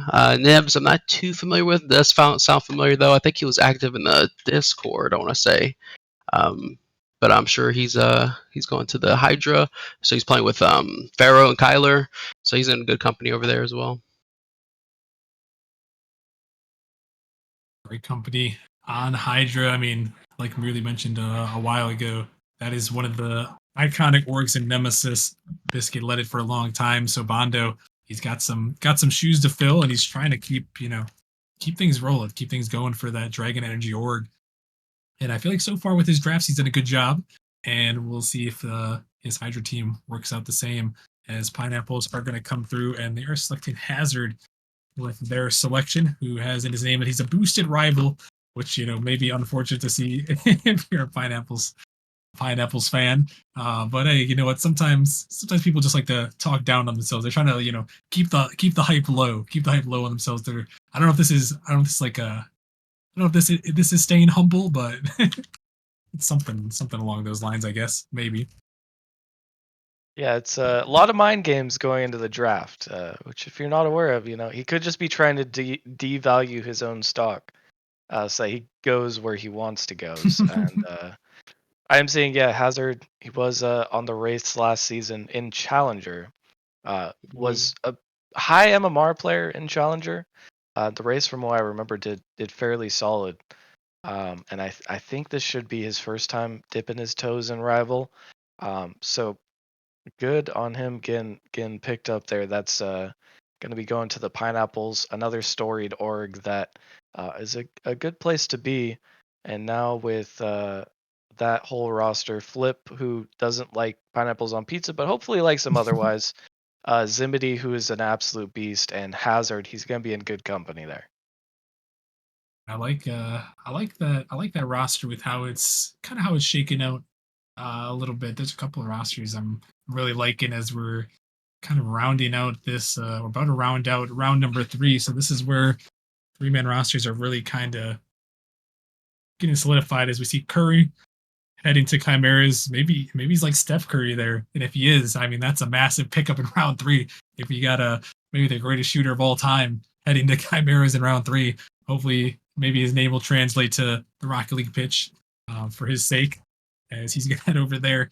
And then Distortion gonna select Sprinkle, another known Nemesis name for many seasons here. Good to see them heading over and getting onto that Distortion team. We'll see how Street Soul and company are gonna cook things up this season with their roster. And we got Cozy Boy gonna make his selection here. Cozy, I'll let you talk about your selection here, and then Merely I'll throw it to you, as I gotta do a little bit of investigating as Arrival's back on the clock as well. Yeah, for sure. Yeah, congrats on Hazard, Curry, and Sprinkle. I know Hazard, he was also on my draft board, so kind of a sad he didn't fall to me, but it's okay. And Curry, I'm not too sure, but excited to see him play. And then Sprinkle, I know he was on that Blaze team last season, and he was on my draft board last season too. A very good pickup. Yeah, but that pickup, Karma, I know. I'm sorry, Grave Lords. I guess I stole him from you. You couldn't fit him, but yeah, he did really well in the Grave Lords last season. I think him and Corrupt will be a good little pairing, and looking forward to get my third in the 4th round. And Yeah, so like you said, they're still waiting to fill out your roster.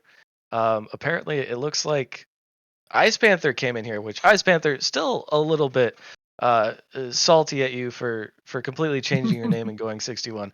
But we've moved on. We're past that now.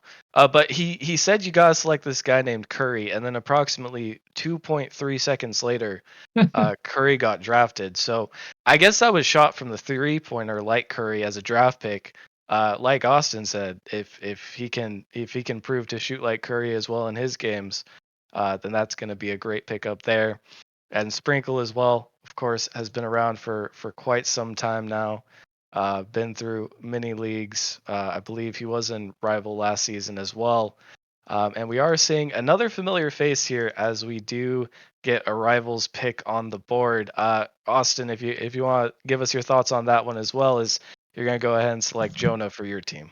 I'm sad. Yeah, I want to bring Jonah in. Maybe snipe Cozy's pick there. I'm bringing Jonah on. Very active in the Discord.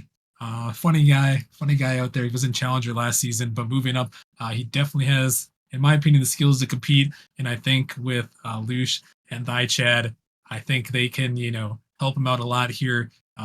With having that really high MMR experience, and I think Jonah, he's had some high MMR experience too, but moving up from Challenger and Rival, I think he'll be able to fit in good as a potential third man.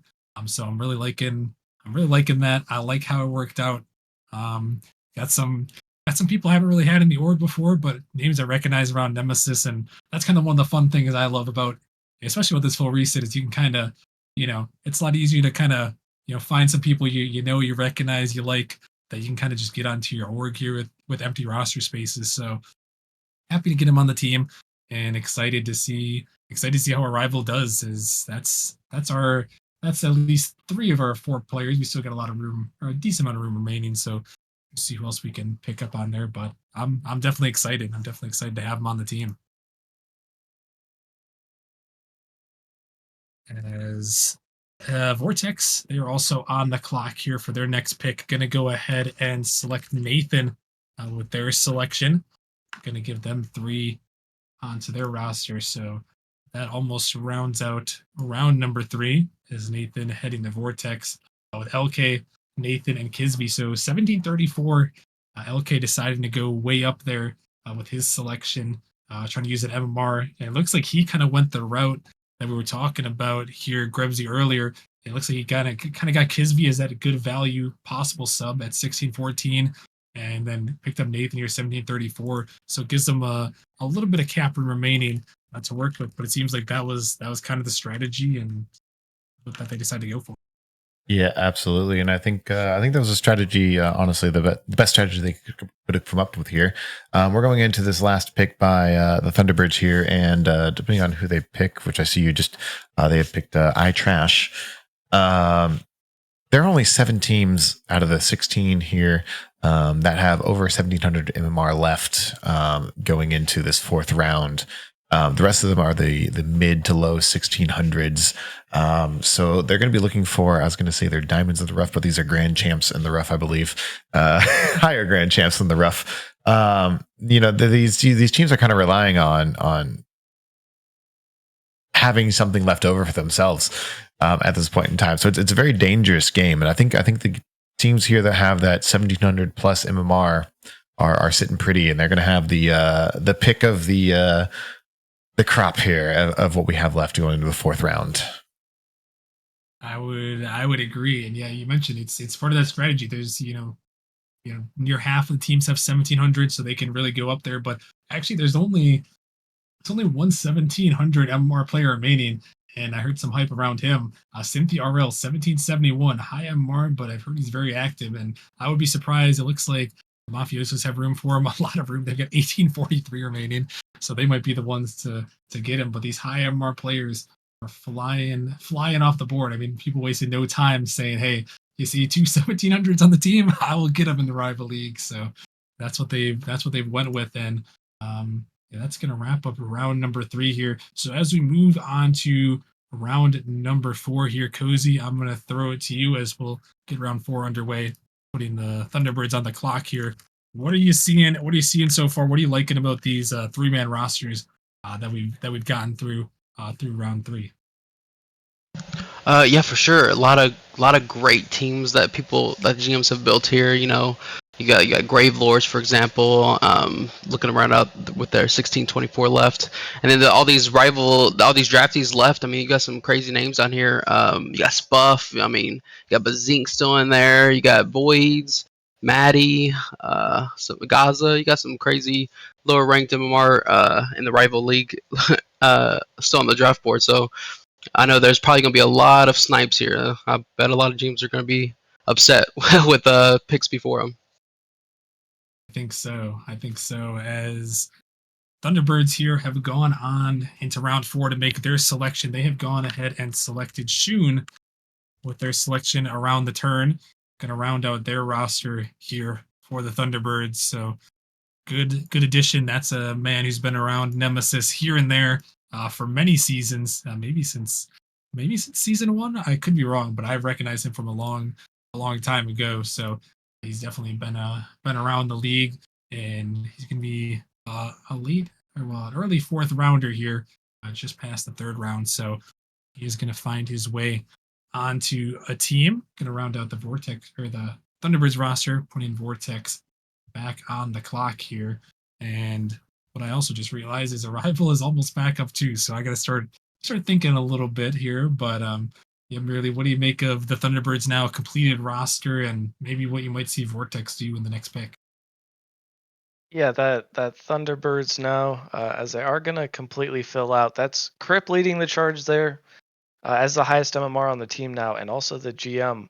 So I'm sure he had something planned. Like you said, Shun's been around for a while. iTrash has been around for a while. I did see T-Man saying Trash is not playing. Unfortunately, that's not really. Um, I mean, that's not really much we can do about that. If he did say that, if he's on the board, he's gonna get picked. Hopefully, for the sake of the Thunderbirds themselves, that's not true. But I do know Trash is a really good player, so if he is playing, I could see that being a solid team. And Vortex as well here with LK. Once again, the highest MMR player leading the squad. They're gonna.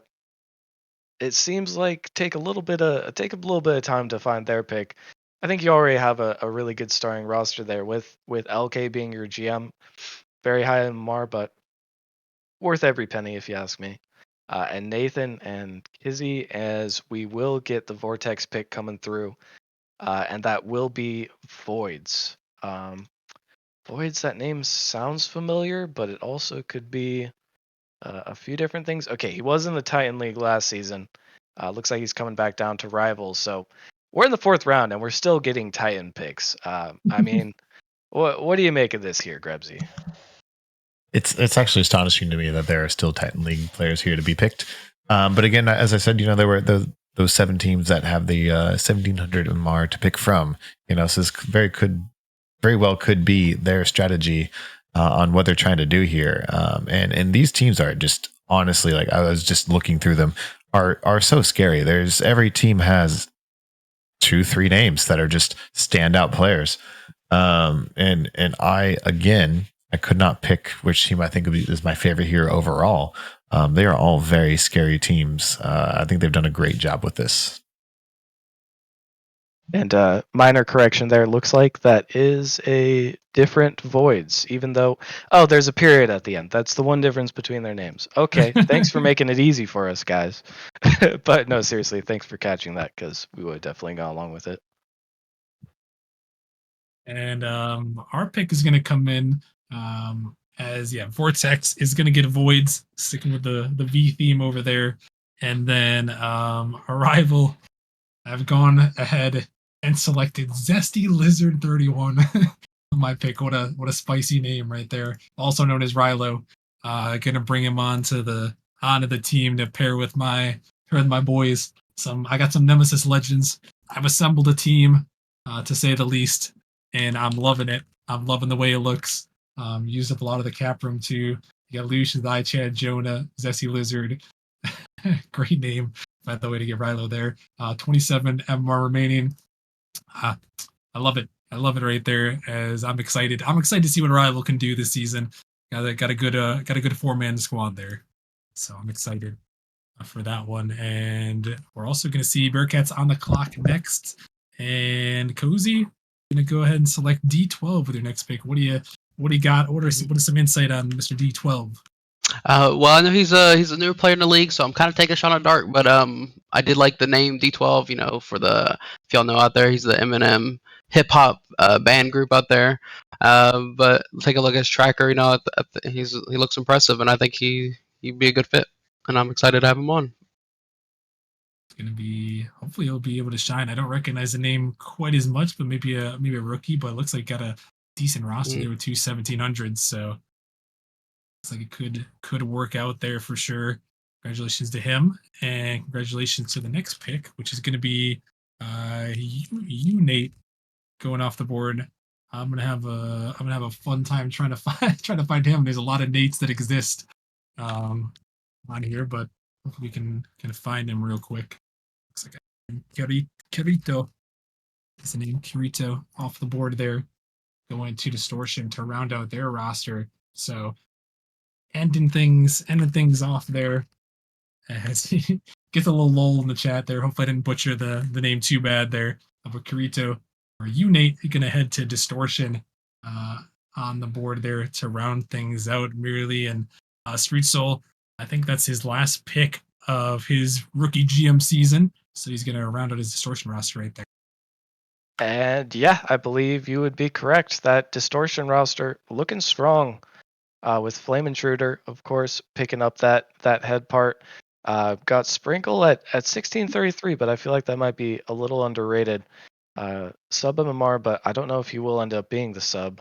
Got Unate and Demise. So that's a very solid few sets of pickups there. Distortion looking good, and as we're closing out the draft, seeing a lot of teams form here, but still a few more picks to get through.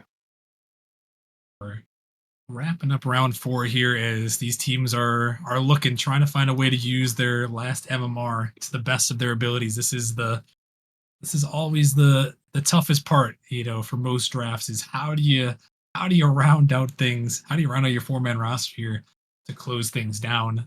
That is the question that these GMs are faced with.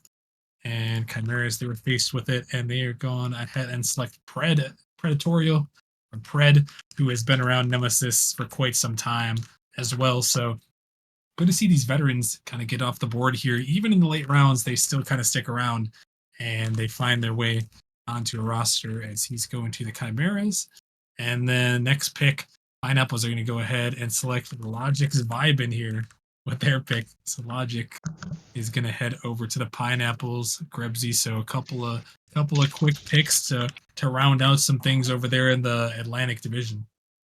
Yeah, absolutely. And these teams are just looking to round out and maybe find a fourth player who could potentially sub in for a third, or maybe even replace a third here.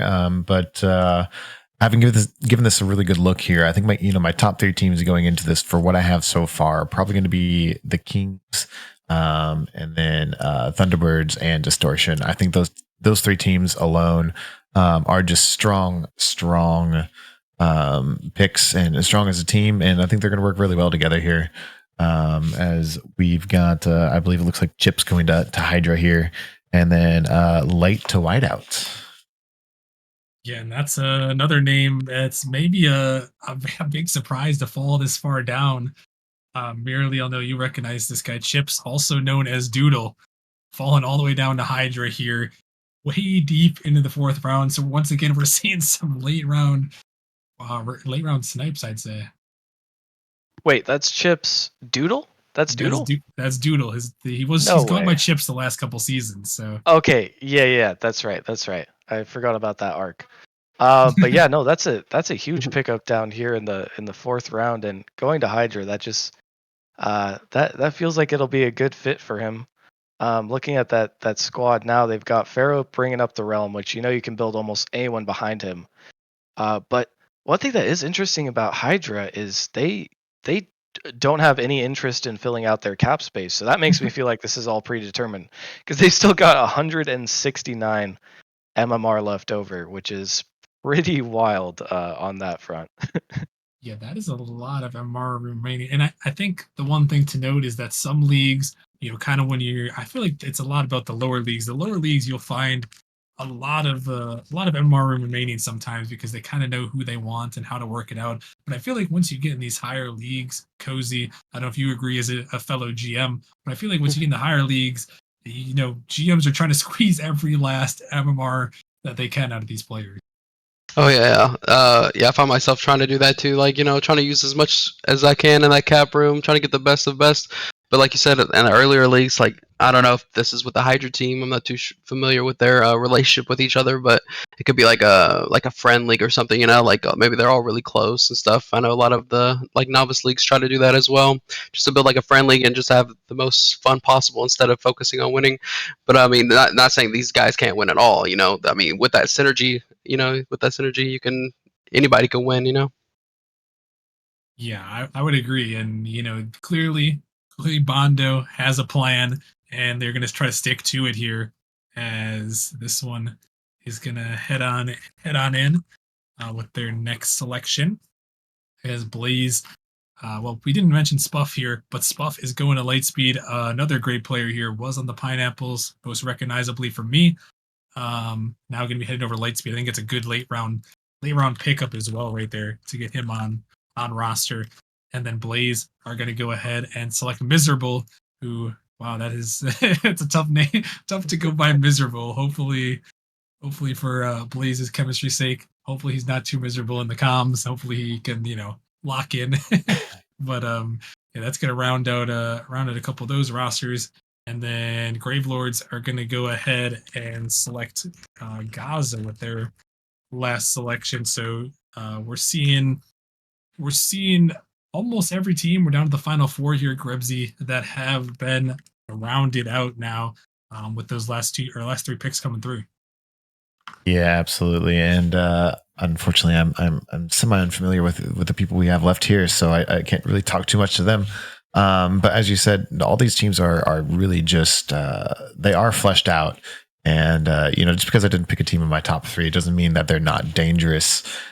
Here, as I said, every single team has the potential here to take this to the finals with who they put together, and it's scary what's been built here, and I'm very excited to see what's going to happen here going forward. Yeah, I am as well. And the Knights are now on the clock here. Let me see what they can do to round things out. They got MURL, Timo Werner, and Foam. They've got 1763 remaining. Not quite enough to get the top MMR in Cynthy, but they can get anyone else on the board. We're gonna have to see how they shake it out here. As it looks like, I feel like Rival League because it went very quickly from a lot of maybe not I don't know how I want to phrase this a little differently, from a lot of well-known players to some unknowns here. I think there's still a couple of definitely known players here, but it's a lot of unknowns towards the end here, and we're gonna have to see how these GMs are gonna shake it out. As Ventral is going over to the Knights, they're gonna go with Ventral, who I don't quite recognize, and then the Kings going right back to back there. They are going to go ahead and try to select someone that's already taken, which is not. I don't think that one's going to fly. I think we'll have to try that one again. I believe he's. Where did Mr. Hydro RL go? He went to the. Oh, maybe the mods are ahead of me. I guess. All right. I swear there was another. Was there not another Hydro that got selected earlier? Am I tripping about this? I think that was in Challenger, no? Oh, okay. Yeah. All right, fair enough. The mods are too quick. He's already gone off the board, and I recognized the Hydro from earlier, so my apologies. Speed, as yeah, there is Hydro, Hydro right there, the rival Hydro. This is what happens when you got too many of the same names. You start to get confused. So, Hydro RL 10 is going to find his way into the Kings. Ghosty, Troy, Stellar, and Hydro are going to find their way there. So now it's got me questioning: is this a new Hydro or is this the other Hydro from earlier? I don't know. Now you really make me think. Really make me think about things. Contemplating life, I guess. Uh, I don't know. the only Hydro I see from last season was in Prospect, and I kind of doubt he added RL10 to his name. So I think the Challenger one last time was OG Hydro, we'll just say. I Okay. think this is a new Hydro, perhaps a rookie Hydro. Well, there we go. Sorted a couple things out there. So yeah, there he goes to the Kings. The Galaxy could come through and select Stiff, which puts the Mafiosos on the clock. I'm sure Sands is loving. He loves to be the final pick for whatever reason. I'm sure he's glad to be pick number 64 here. We'll see what he can cook up here. Got a lot of like you mentioned, he's got the most room out of anyone. Well, out of anyone in the fourth round when it started. He's got 1843 remaining, and I would be hard pressed, in my opinion, to draft anyone but Cynthia off the board though. But I do recognize DJ was on arrival last season. Kaiser, Bazinks are some great players there that I recognize. So depending on what he does here, I wouldn't blame him one way or the other. But he's actually going to go the complete opposite way, and maybe he's going for the most cap room remaining strategy. As he's gone all the way to the bottom, 1605, he's going to select Juan Sanchez, who I heard, based off of some stuff before the draft here, he is Green Glow's friend in real life. So I think they've got some chemistry there for the final pick. That's that is a crazy amount of cap room remaining, but I guess it makes sense if, like you said, Glow and Mr. Juan Sanchez, uh, just a full name. I wonder if that is his full name, if he just doxes himself every time he plays Rocket League. Hey, I mean, whatever works, I guess. I respect it. I respect it. But I mean, you've got a plan there. I can't hate on that. Of course, with Moifin too, he's going to be good at the helm of almost any ship.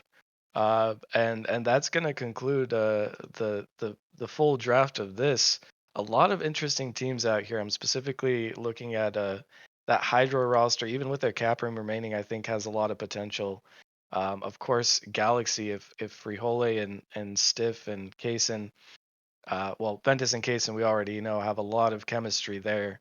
Um, the Knights with Foam on that roster, looking good over there. It's looking to shape up to be a very competitive rival season. And I apologize, I got to walk that back a little bit. That's actually Logan or Living Like Larry's IRL friend. So maybe not the chemistry I was looking for. But I did hear from the grapevine that Sands was looking at him. So that's kind of why my wires got crossed a little bit. A lot of people moving parts there, but still there's some knowledge there for sure. But we'll pass it around the horns and really kind of give a couple teams. Rebsy, who are you looking at here as kind of some top contenders in the rivalry for season 11? I kind of said it earlier here with Thunderbirds and Distortion, and honestly, I can't pick a third at this point in time because you got strong Blaze, you got strong Lightspeed, you got strong Hydra. Pineapples, I could name all of them at this point in time just to be my third pick. I don't actually know who I want to be my third here. Yeah, that's fair enough. I mean, there are a lot of great teams. Cozy, maybe you can give us a couple of teams you're on the lookout for here for heading into season 11. Yeah, for sure. Well, first I got to make a shout out to the whole Mountain Division. I think Vortex, Kings, and Mafiosos are going to be a scary team to face against. Be a very exciting season to play against them. But if I had to choose two others, I think Pineapples is a very good team with Flip 1010 and Logic's vibing. He was on my team. He was on Bearcats last season, and he was our captain. Very good player. Very cool dude. Very active as well. He laid down the line on his team for his team, but. And then with Eximity and Hazard on there too, that looks like a very, very good team. And then I guess my last team, I'd go with Rival. Your team, got Loose, Chad, and Jonah up there with Zesty Lizard. Yeah, that's also looking like a very good team. No, I'm very excited about my Arrival team as well here. And I mean, there are a lot of great teams. I am super excited. I mean, Rival League is probably, I mean, it is the second highest league, but it's probably top two for me about what is going to happen in it. I mean, this is the first time in seasons we've had Rival League. Well, maybe this first time ever Rival League has been this high of MMR to get all the way up to 1780. It's very exciting. I'm very excited to see how these teams are going to shake out. There's a lot of great ones on here. I'm curious to see how Lightspeed does over there. See my boy Juicy Leaf on the other side of things in the other conference with Marco. That looks interesting. And Woozy and Spuff on the board there. And we talked about Hydra. Chimeras is going to be, I think, a sleeper there. Curry, Mux, Pred, Arc. That looks like a good one. I mean, you get Valence on Whiteout with those players. I mean, there are a lot of great teams. We can't really talk about them all, but we're going to see them all throughout the season. So, again, if you didn't get drafted, I'll get the same spiel again. Make sure you stay active in the Discord. That's the best way to get picked up. I know a lot of these teams are going to need sub ups, especially something I will say is especially these Titan teams with only 8 teams in Titan League. They could possibly need some sub ups there. So if you guys are, a draftee that didn't get drafted, make sure to stay active in the Discord. That'll give you your best shot to get picked up on a team and maybe sub up for a team as well. So yeah, with that being said, folks, that is the 4th out of 5 drafts down, but we have one more to go, and it is my number one, not only because the highest MMR we've ever had in Titan League, but because it's got 8 teams, it's got some chaos, full roster reset. That is the next one on the board here. So we're going to take a short 5-minute break or so. But when we come back, we've got the Titan League. We have got some great action. So make sure you guys stick around. Make sure you guys come back for that one. You are not going to want to miss it. So stay tuned, and we'll see you guys in a few minutes.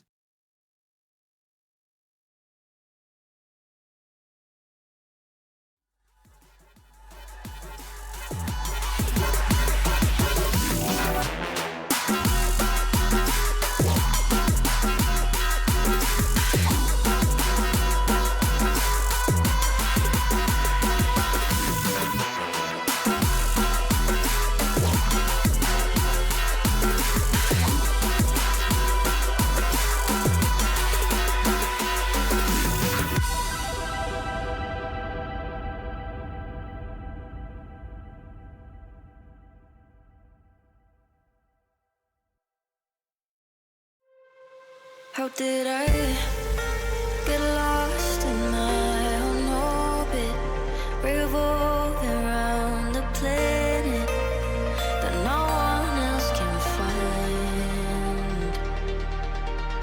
I'm waiting for signals on my screen when the signs that I'm receiving are all delayed in time.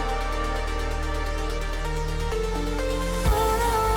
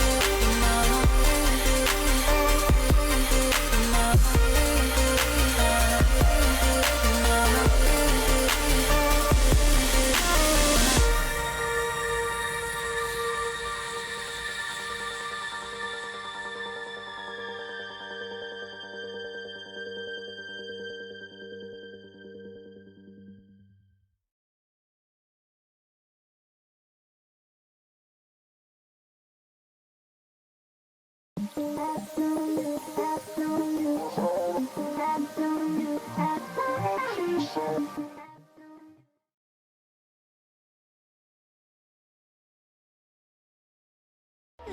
me in this mess, I'm falling. Never know.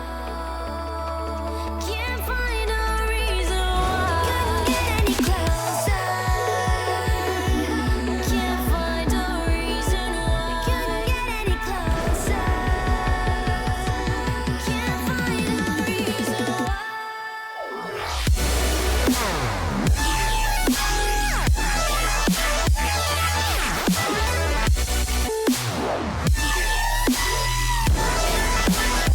We couldn't get any closer.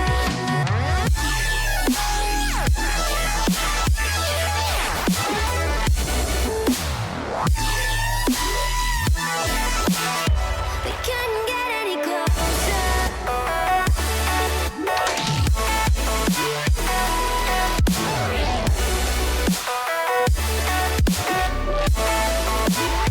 We couldn't get any closer.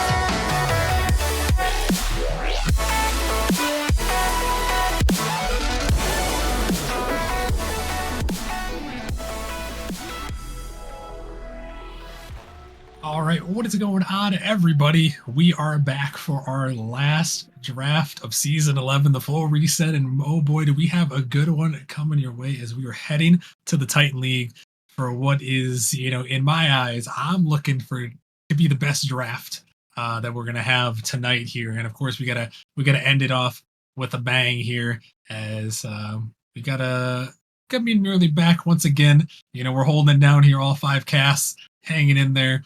We're also gonna bring back Cream to the booth one more time, and we're also gonna bring on a newbie to the booth for the season. At least he's been around a couple here and there. We also got Flip. Flip, how are you doing? Welcome to the booth. Thank you. I'm doing pretty good, man. Just got drafted to a team. We'll see if I stick on it. But yeah, ready for the Titan draft. This one should be extremely interesting. Yeah, the Titan draft is gonna be kind of a crazy one here. As I'm gonna throw it to you here. We have seen, this is, Titan. It may have shrunk down to 8 teams, but this is the highest that we're ever gonna see. Or I guess the highest we were seeing the lower boundary in Titan League, and it's actually ever. Yeah, we've never had it this high before, and I am curious how that's going to affect strategy and also the league as a whole. I do know one complaint from Titan in past years is that sometimes, those low 1700 players, it's a very large skill gap between them and the players that achieve over 2000 MMR. And now the max MMR being 2075. I actually did notice here we've got 8 players that are 2075. We've got 8 teams. Coincidence? I highly doubt each one makes it onto a team in the draft, but you could see it looks like Titan as well is pretty top heavy this season, which will definitely make for some high quality gameplay. Yeah, it will be high quality. I am super excited. I can't wait to see how things are going to shake out with all empty rosters here. So yeah, what you guys will see on the board here is we've got rounds 1 and 2 on the board here. With Titan only having 8 teams, we should be able to zoom through this one a lot quicker than some of the last ones. But yeah, you'll see the snake draft there. We're like right in the middle at 8-9. Godfathers will get 2 picks in a row, so they'll have a chance to get 2 solid players right in the middle here. But yeah, before we get Vengans on the clock, Cream, who are you looking at here to possibly go number 1 overall in Titan, or at least in the top 5? Who are you looking at? Oh, there's a lot of good contenders. I see Rocky Airs, Kratos, Brandon, North, Nuggy. There's lots of notable names that are at the top that if you have that first pick and you get that right person, it can really change your team up in the best way. Yeah, it really can. This first pick is probably going to be a tone setter for a lot of these teams. And well, let's get things underway with the Titan League draft here, as we'll put Vengans on the clock. They've had a a while to think about this with their first overall pick, and I think I know who it might be. We'll see if my hunch is correct here, but my guess is probably a 2075 MMR player um, off the board. I mean, that's not a tough guess to make, but I think I know exactly who they're going to pick. I'm not going to leak it because I would also like this player, but we'll have to see if he's going to go off the board. And there he goes, Brandon off the board. Kind of expected, in my opinion. LK and Brandon, good friends over there. And when Venganza has the first overall pick, and you got a guy like Brandon on the pitch there, Flip. I mean, you can't go wrong with that guy going number one overall. Nah, you really can't. And the thing with Titan is like all these players either know each other or like have teamed with each other. Maybe even in like all CS quals. Like these guys, it's a pretty, especially the higher MMR players. They all know each other really well, and so they honestly probably all have teams constructed like beforehand. And that's the one thing in Titan. I feel like you're gonna see a lot more like actual structured drafts and like the dragons right here. I I almost want to put money on it. Um, there is there's Bluey, and this man Bluey has been on the Dragons. I want to say past 2 seasons now. It's either going to be him or North, in my opinion. Like these guys, they like to stick with what they know in Titan League, and that is that's probably where the Dragons are going to go. Yeah, well, they are going to switch things up just a little No bit way. here, and they are going to go ahead and take Nuggy to Flip's surprise here. New GM As doesn't count. it is a new GM, so things did switch up a little bit with Bondo heading over there, switching things around a little bit there. So, yeah, that is an interesting selection there, as the Spartans are going to be on the board, and they are going to select Mercy off the board. Who, by the way, guys, this guy has peaked 2,300 MMR. By the way, he's at 2075. That's the highest. That's the top cap of Titan League. So merely we just witnessed a 2,300 go third overall off the board of the Spartans. Yeah, is that one of the highest MMRs that we've ever recorded for Nemesis? I feel like it has to be, right? It is officially the highest MMR ever recorded. Wow. All right. Close behind is Reveal and Wavy up there, 2229 and 2177. Yeah, so the first 2300 as well. I mean, congrats with reaching that much of a statement in MMR. I mean, you're hundreds of MMR above the SSL boundary at that point. You definitely have to be a good player, and definitely a good person to pick to build a team around. Obviously maxed out, so you have to kind of know what you're doing to get players to support him. But that is a very very good pickup for your first round pick. Definitely so, and I am weighing my options real quick after seeing what has just gone on here. So really, maybe you can take the reins for a second while Oh I yeah, take a I see gander. now. Pinnacle is up. I know Rockerman won Brandon, but I mean anything other than first pick was probably too far for him to drop, unfortunately. Luckily for him, still some very good players up there. Once again, I do recognize Kratos. We've got a B man in there. I know he's an active player. A few 2075s left. Kind of just weighing your options. It almost feels like you have to get one of those players that knows how to play at the highest level possible within the game, outside of RLCS, of course. But this is where it gets a little bit difficult because the first pick can be easy, but you also have to think about your follow-ups and following up to some of these players. If you're taking a little bit of a gamble, that can be a difficult task, especially with how competitive Titan is going to be. A lot of pressure on this first round pick, but no pressure, Rockerman. No pressure at all, of course. He is still trying to figure out who is going to go for that first one there. I do want to say Nuggy, a very solid second round pick as well. Not really a surprise to me, even though I don't believe he is max MMR. He is still at 2025 there. Was on the Grandmasters last season with Moifin and did do very well on that roster. A good pickup there to get the Dragons going, even though it did surprise our resident Flip here.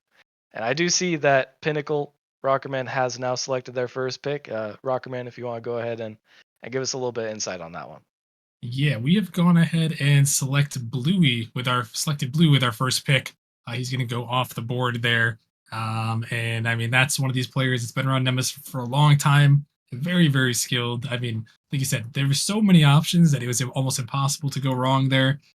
So that's where we're going right there with that one. As he is heading to Pinnacle, see what he can do for the season to start things off here.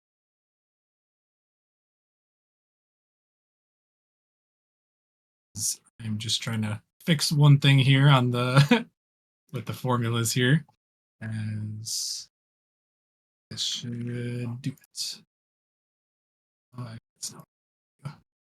But anyways, Flip, what do you think of the teams so far as I try to adjust this formula issue real quick?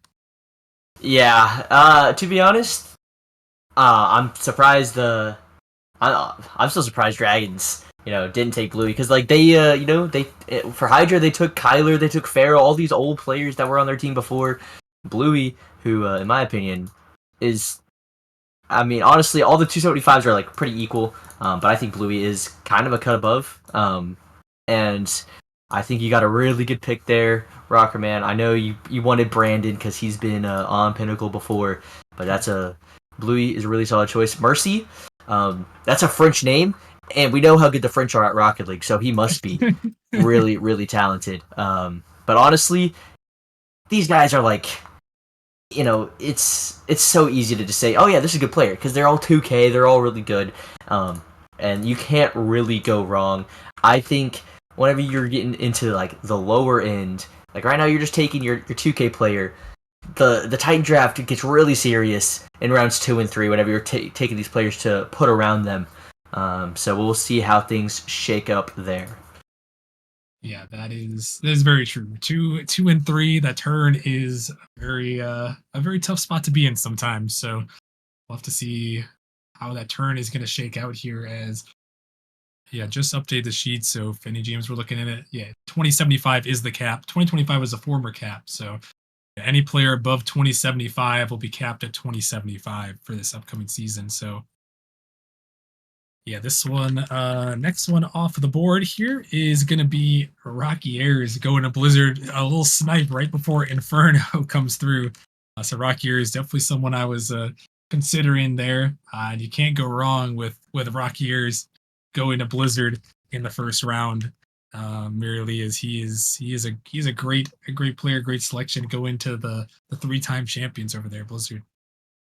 Yeah, absolutely. Like you said right before Inferno could get a hold of him once again, was on that roster last season at maximum MMR, and high enough to also reach maximum MMR this season as well. That's a great pickup there for Blizzard. Blizzard, Dan, with the plan, he's always putting together some very solid teams. Especially he does focus a lot on Titans, so I'm very curious to see how he's going to build around Rocky Airs. I obviously know that he has a plan. We'll see if it comes to fruition, but that's a great start already. Yeah, I think so. And as we wait for Inferno, who probably Smooth is probably slamming his keyboard right now. That Rock here has got picked up right before him, but sure he's working out some other plan here to try to swing things around. But Cream, what do you think of these top 6 picks here? Obviously, some very high caliber players. I don't think I maybe I briefly mentioned North, but North going to Nebula there. What do you make of the top 6 so far? Hard to distinguish on which one is above the rest. I guess maybe Mercy just because of MMR, but maybe we can get maybe more 2075s off the board. Maybe. See what?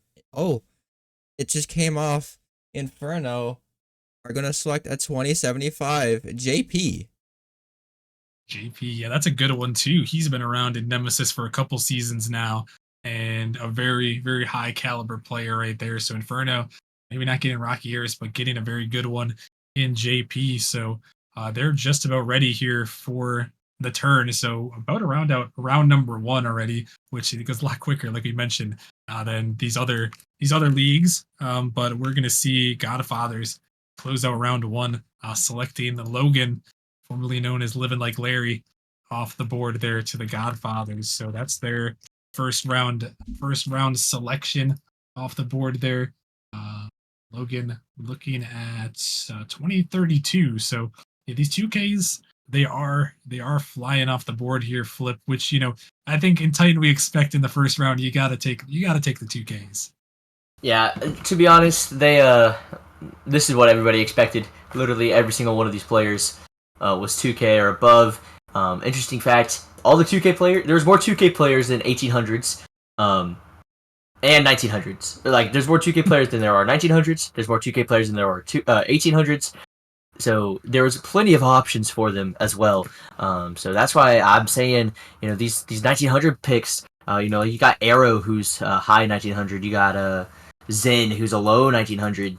Oh gosh, there's so many. Vulcan, Snoop, Jordan. These players, these are the ones that are actually going to start deciding, which teams I think are the better, are the better ones, are the best ones. But honestly, seeing Logan go to the Godfathers, and speaking of a 1900 Arrow going to the Godfathers, two players that have been in Nemesis for a very long time have done very well in Titan.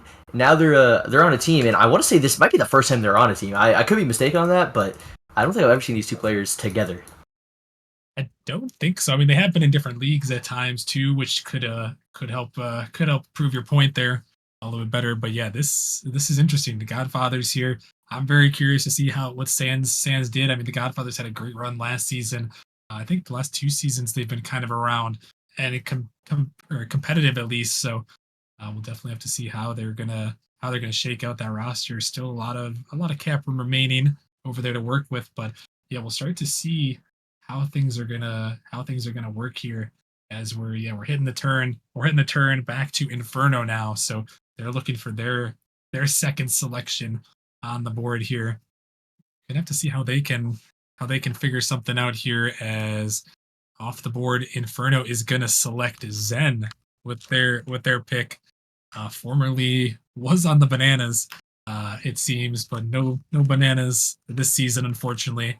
So he's going to be heading to Inferno with their selection. But I mean, the bananas, merely, we saw them last season. They were a great team last season. I mean, one of the best runner up last season. So to get the best player on the second best team from last season, it's a pretty good one right there.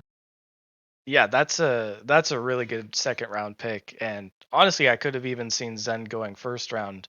I do remember casting some of his games last season when he was a little bit unknown to me, at least, and he was absolutely popping off. Definitely helped Bananas turn their season around, and yeah, they did a pretty good job of that. So that's a great pickup for Inferno. Maybe they didn't get Rocky Airs, who they were hoping for in the first place. But getting JP and then getting Zen as a second round pick, that's still a really solid start. Yeah, I agree. As the next couple picks are coming through here, as Blizzard are going to go ahead and select a Mystical, and then Nebula is going to select Roz, who looks like from the name was on Phoenix past season.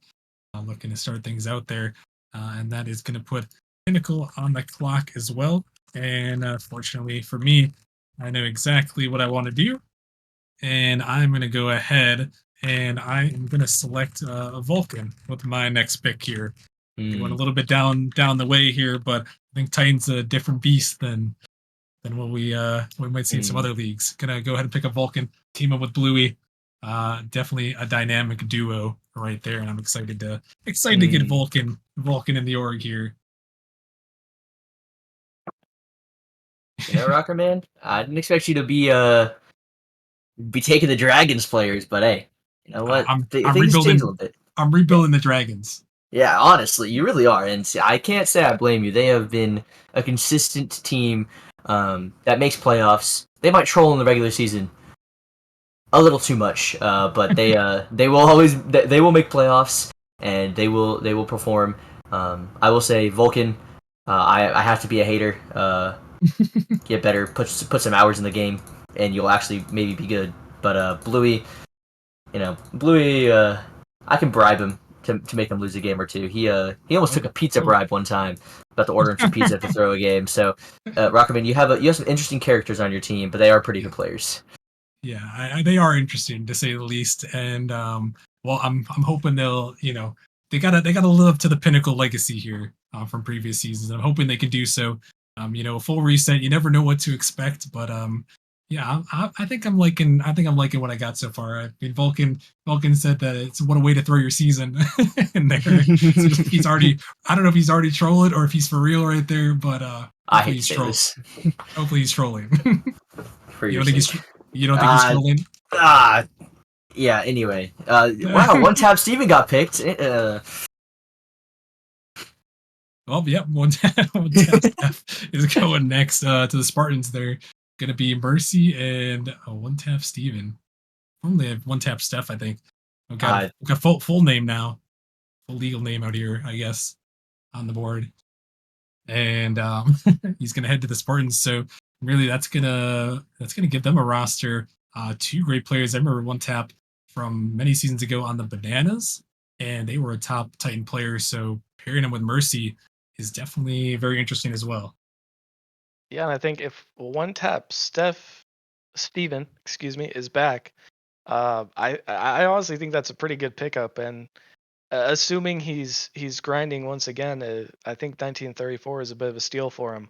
And pairing him up with Mercy, who so far we don't necessarily know exactly how he plays. I'm sure the Titan players do.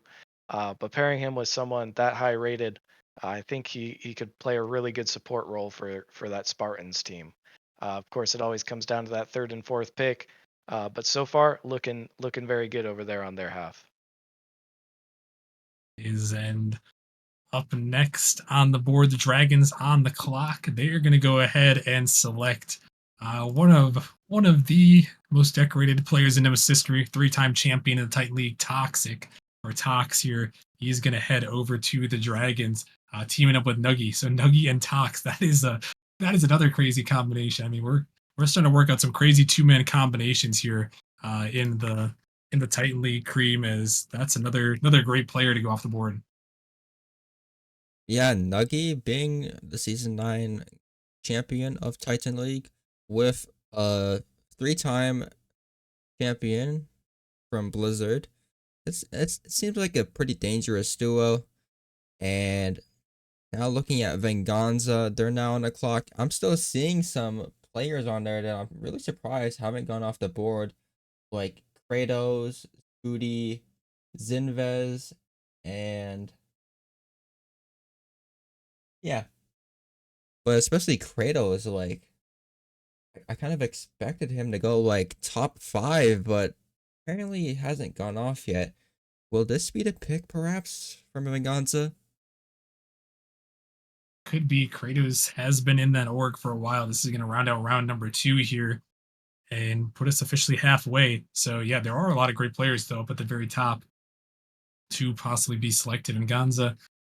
However, they did select Brandon, so I'm sure that if Kratos is an option, LK is crunching his numbers, but I guess he does have the turn here right after into round 3, so he does get back to back, which is the good news for him.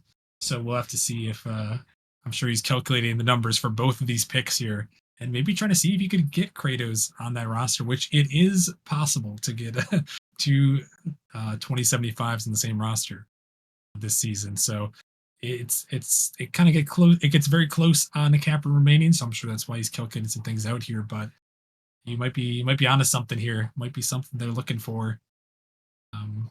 Love to see here as Gonza is looking to make their pick. But really, I'm going to throw it back to you here. Well, as the pick is made, and it is going to be Tashega going off the board to Venganza here. Another great player from last season who made a great run with his team, the Bananas, all the way to the grand finals runner up. And Tashega, I feel like that's another a little bit undervalued pick there. Very solid player, been around in Nemesis for a very long time, and like you said, making it all the way to the grand finals, not managing to close it out, but still a great showing. And now that gives LK a lot of room to work with Even though he did get that 2075, went to the other end of the spectrum, got one of the only 1700s that is available, and now is going to have another pick. This is a very important pick because they don't get another one until the very last pick of the draft. But this is kind of make or break where they can fill the roster out exactly how they want. And I do still see some good names on there. Players like Zen, Oa, um, a lot of these players I know they have a lot of potential. You can even see Miles down there at 1792, going to be someone that could put in work on the right roster potentially. Still a lot left, and Venganza with their next pick. I'm curious what it's going to turn out to be. Yeah, we'll have to see. Before we get to Venganza's next pick, we'll probably get into rounds 3 and 4 in just a second. I want to throw it to Flip real quick. Flip, what do you make of rounds 1 and 2 here before we head over to the next ones? Whose teams are you really liking at the moment? There are a couple teams that I'm really enjoying right now. I will say I respect the 1700 picks, and honestly, I think it puts people like Venganza and Dragons in really good positions. And so honestly, I think that the drafting strategy from LK was kind of brilliant because we will see pretty soon. He did make his next pick, and it was a banger as well. He's in a really good spot. I think Dragon and Venganza have so much room to work with. They can still take a lot of these players still on the board.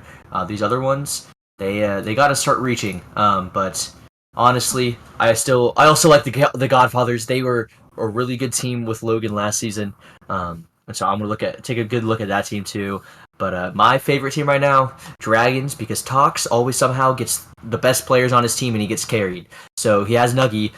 He has room for another one too. So Yeah, this is as the next pick does come in, as we'll move over to rounds 3 and 4 here, officially in the second half of the Titan League draft. He's going to go ahead and select Grandior all the way down at 1788. So he's got 2106 remaining, so he can select anyone on the board. Maybe Kratos is coming home off the top there, but he did give himself an opportunity to select whoever is available for that last pick. But the question is, will one of those top players fall all the way down to him? That's the risk he's trying to take right here. As merely he's got Brandon and he's got two basically tier min players on the roster right now. Yeah, I mean, and if you can just find the right people to play around Brandon, then that roster is going to do just fine. Obviously, every team trying to build a championship winning team. I'm not really familiar with Grandior very much. I'm not sure if he's been Nemesis before, or if that was a predetermined pick. I did see LK said he was cooking, so we might just have to trust in the recipe. Of course, getting that first overall pick with Brandon is going to give you a head start above most all other teams, no matter what. But some interesting pickups for the two 1700s in the second round. I think I can see the strategy he's going for, but we'll have to see how it plays out. Yeah, it is definitely a risk to see if he can find the last spot here, as he's got pick 32 at the very end here. As the next pick comes off the board, Spoody is going to head to the Dragons, putting the Spartans on the clock here, and we're gonna have to see how things are gonna shake out for them. This one, as the Dragons gonna be getting their 3-man roster here. Flip. yeah, it finally happened. I was gonna say, Dragons, they always draft the same players. They always take the same players. Spoody was on Dragons last season. You know what? They got one of them. It is gonna be, I will say, Spoody and Tox. They're pretty good friends. So that's probably some kind of influence from Tox there, I imagine. But to be honest, honestly, that's more of a hit to Pinnacle. Rocket Man, I know you wanted that Dragons roster, and it's a shame to say that one of them got taken, but you still have two of them. You still have the dynamic duo, which is most important, and you do have your pick coming up here as well, as Spartans do make their selection as well. Yeah, Spartan's going to go ahead and select Owe, and then Pinnacle, we're going to go ahead and select another Nemesis legend here who's been around many seasons, maybe since season 3, I believe. I think he was season 3 MVP, if I recall correctly. Yep, I do recall that correctly. Season 3 MVP Miles coming over to Pinnacle. So going down the list, taking him off the board. heading over here. But yeah, Owe, a great pick to the Spartans there. I mean, that roster, my goodness, that roster is looking nasty. I'm not gonna lie, right there. Mercy, one tap Steph, and Owe, and then 1834 remaining, so they can pick up a lot of people on the board there. So, I mean, Cream, that's a big roster over there to get kind of filled out.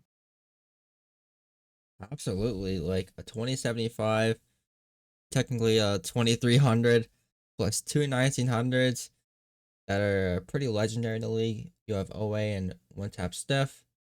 That's pretty big if you're the Spartans, and we got one more pick coming on the board, and from Nebula,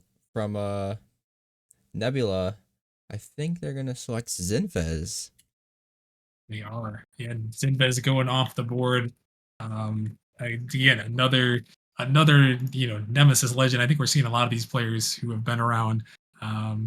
He had I remember Zinvez always talking about his runner-up finishes, but he finally got the championship a couple seasons ago. He is pretty much a Titan League staple, I would say. There, I'm gonna go over to Nebula. So North, Raz, and Zinvez, gonna be making that trio right there. And merely that is an interesting trio. I don't know if you know too much about these three players as a whole. Well, I don't know that much about North and Roz, but I do know Zin. And like you said, he's been around for a while. Finally got his chip. I do know that he is a really good support player. So North, of course, like we said, anyone above 2K is going to be more than competent and able to play different roles well. And I have faith in Zin to play his role well as well. Um, that Nebula roster, I could see it being a little bit of a dark horse potentially. I could see it making some waves. Could be it could definitely make some waves here. We'll have to see as Blizzard is on the clock here with Rocky Years and Mystical, and they're gonna have to go through and they are gonna select Xenix with their pick as they're going 1825 for Xenix right there on this one. Um, and that is going to give them a three-man roster right there.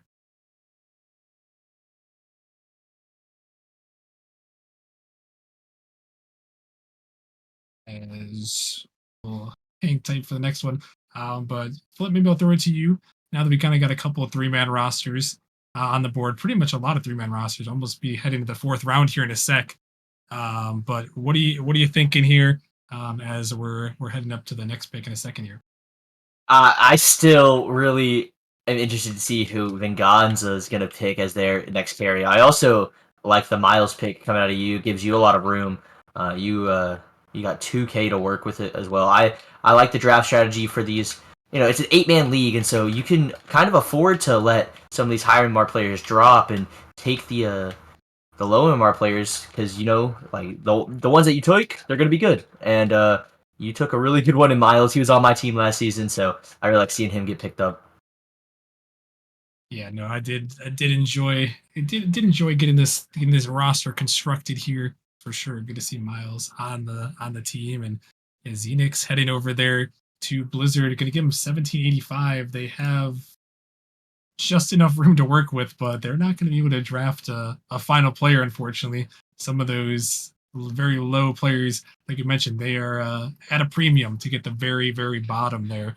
But they have enough room to make that roster work at least. So the Dan plan has come to a little bit of fruition, I guess, as they've got two very top players, and then Xenix as the third 1825. So uh, really, Dan was not wasting any time to get the top of the top. Oh no, spare no expense. Once again, Dan, he's always got a plan. In this case, it involves two 2075s. Gotta respect it. I think that'll be the only team, yes, the only team with two 2075s on it. And it's a bit of a gamble. I don't know if these players already are communicating. Knowing Dan, they've probably already done like 13 tryouts secretly underground in a basement somewhere. So they probably already know what they're doing. and Xenix as well, getting a solid 18-25 player. Not a bad idea to round it out. But yeah, it is a little bit awkward when you don't get that fourth player. You really have to hope that things work out the way that you imagined. It's true. That is the tough thing. That is a tough thing about full resets. Is things got to try to work out the way you imagine. Which, as a GM myself, I'll tell you that's not always the case. It's pretty much never the case. If you get your exact roster that you're hoping for at the beginning, then you had the luckiest time ever there. As the Godfathers here coming through and getting a couple more selections off the board, as they're going to select Phoenix and then come right back to back and select Joey to round out their roster there. So they are the first team to complete their roster as we're into round 4 very quickly here. And yeah, that's a Godfather's roster there. Flip, we got Logan, Arrow, Joey, and Phoenix to close up the Godfathers.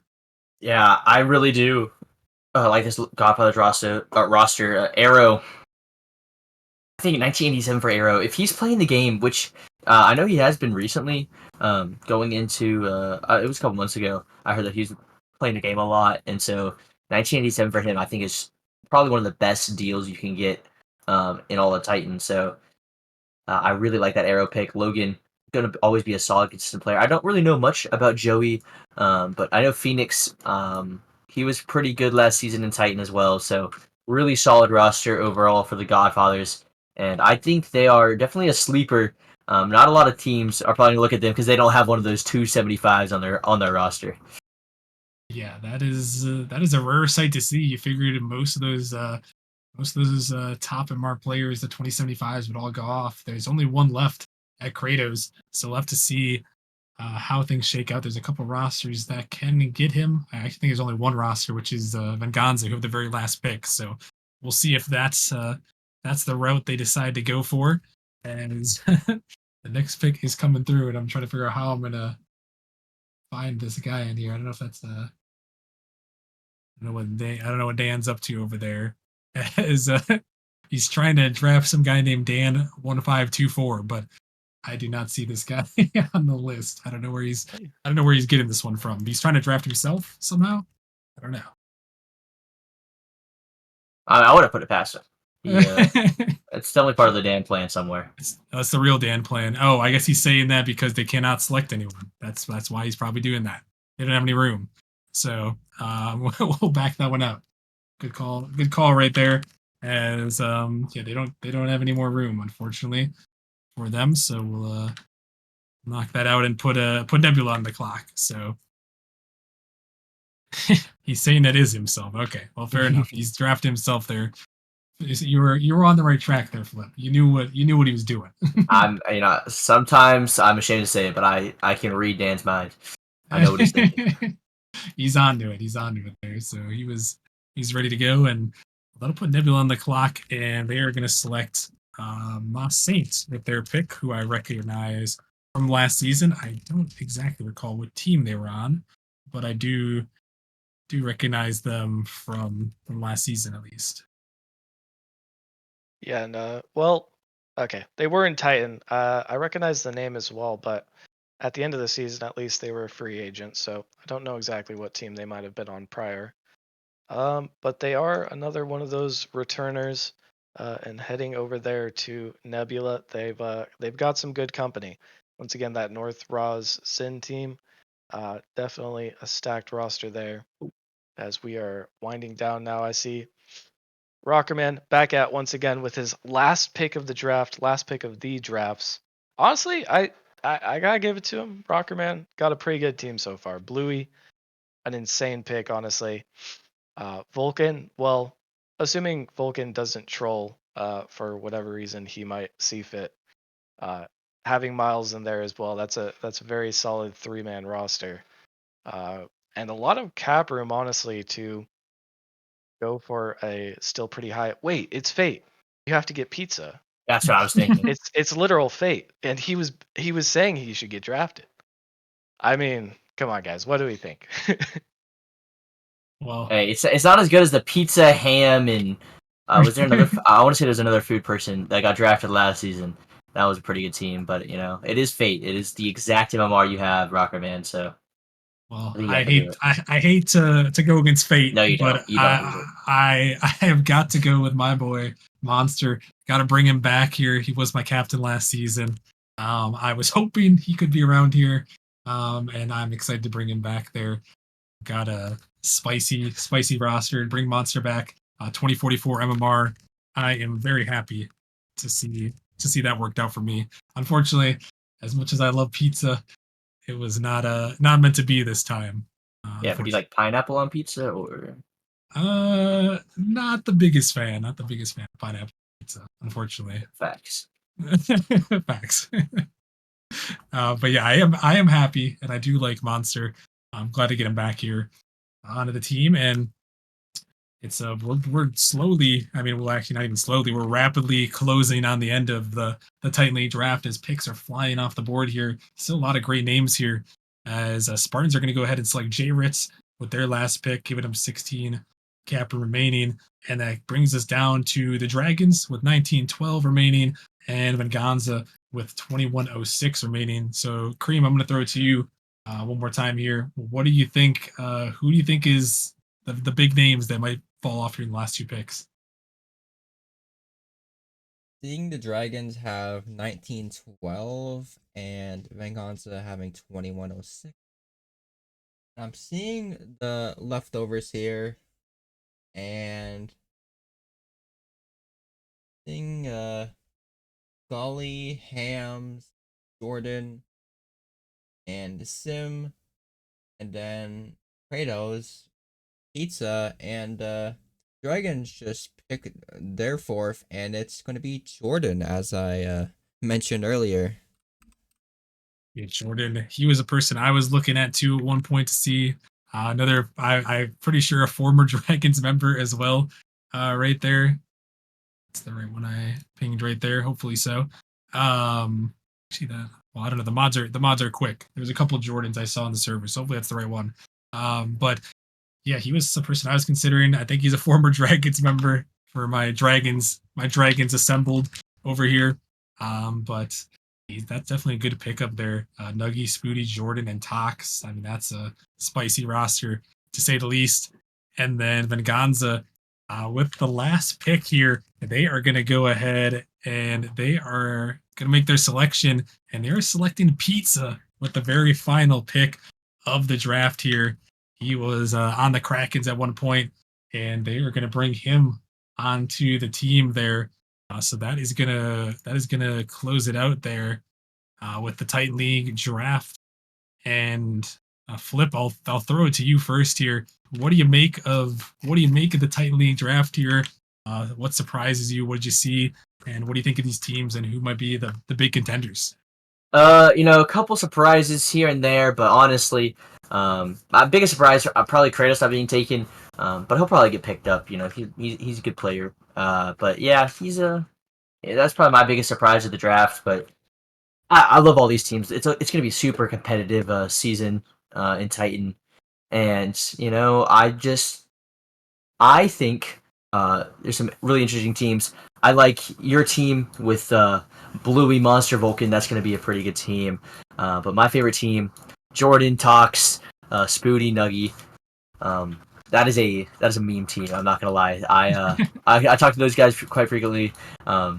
So they especially Spooty and Tox. Those two, they will not be playing serious on that pitch at all. So it'll be a fun one to watch. But as a whole, this Titan League super competitive. It's gonna be super interesting.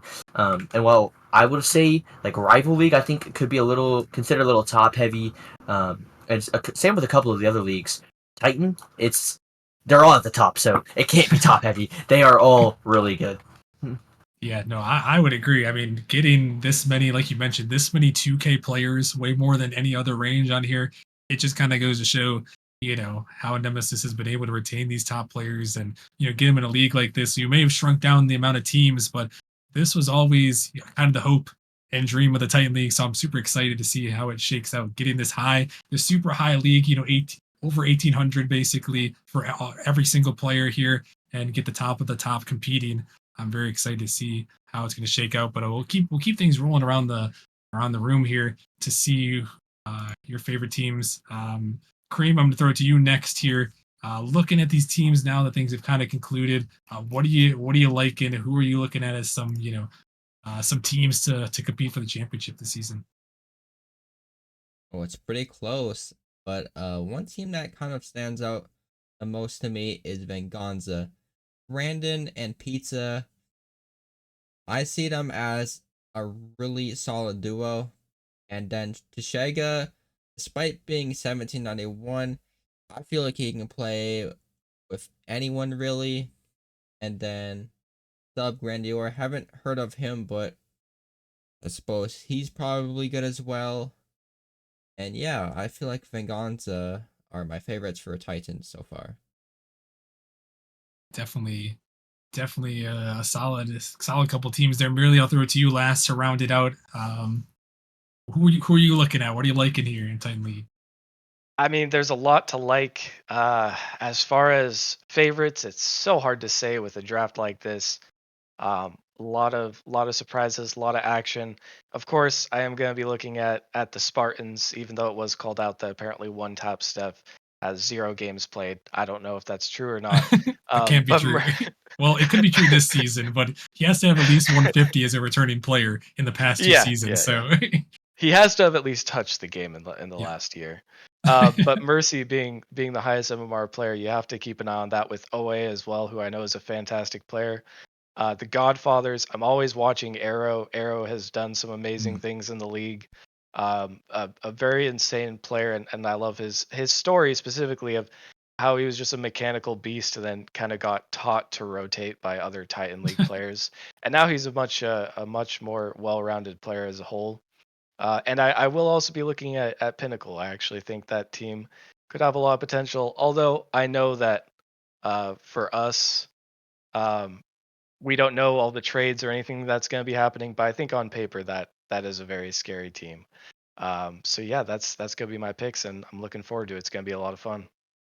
it will be a lot of fun. I like the Pinnacle shout out. Hopefully my boys can do me proud this season over there. But yeah, I'm also taking a look at that Inferno squad. I'm curious to see how things work out there with JP and Zen. Maybe a little bit of sleeper team Poke returning as well. I'm curious to see how they work out. I'm curious to see what happens with this Blizzard squad. They got 2 max MR players, and then Xenix is the third. No room for a sub at the moment, but I'm very curious to see how that one's going to work out. But you guys kind of mentioned all the rest of them. I mean, this like I mentioned, this draft and this Titan League, it kind of lived up to what I was expecting to happen here in the Titan League. It looks like it's going to be an absolute banger of a Titan season. Could be our best Titan season yet. So I think all eyes are going to be on the Titan League for season 11 with the full reset. But yeah, no, I really appreciate everyone hanging out here tonight. Again, if you guys didn't get drafted in any of the drafts in the past few days, always just stay active in the Discord. That's the best chance to get onto a team. These rosters are always going to shift around. I mean, there's transactions being posted right now. I'm looking at the transactions channel. These GMs are already moving, trying to move some things around. So if that goes to show, that's a good chance that you guys, if you're active in the Discord, you'll be able to get picked up. So just stay active, respond to the pings, be ready to sub in where needed as a free agent, and there's a great chance you'll get on a roster. So but yeah, with that being said, huge shout out to everyone tuning in. Huge shout out to all the casters. Big shout out to Mirly and Cream. Both of you guys put a lot of work in the last 2 days here for all 5 drafts. So I really appreciate you guys. Couldn't do it without you guys. And Flip, I appreciate you joining us as well here for the last one. And huge shout out to the rest of the casters that were here as well. But yeah, guys, we got a big season coming your way. Season 11, the full reset. The teams have been completed, and now it's just about time to get on the pitch here. Coming up very shortly, that'll be the 21st, so a little over a week until opening day here. So make sure you guys are ready for that one. But yeah, that's going to wrap it up for tonight. So thank you guys for watching, and we'll talk to you guys later. Deuces. Look, everyone.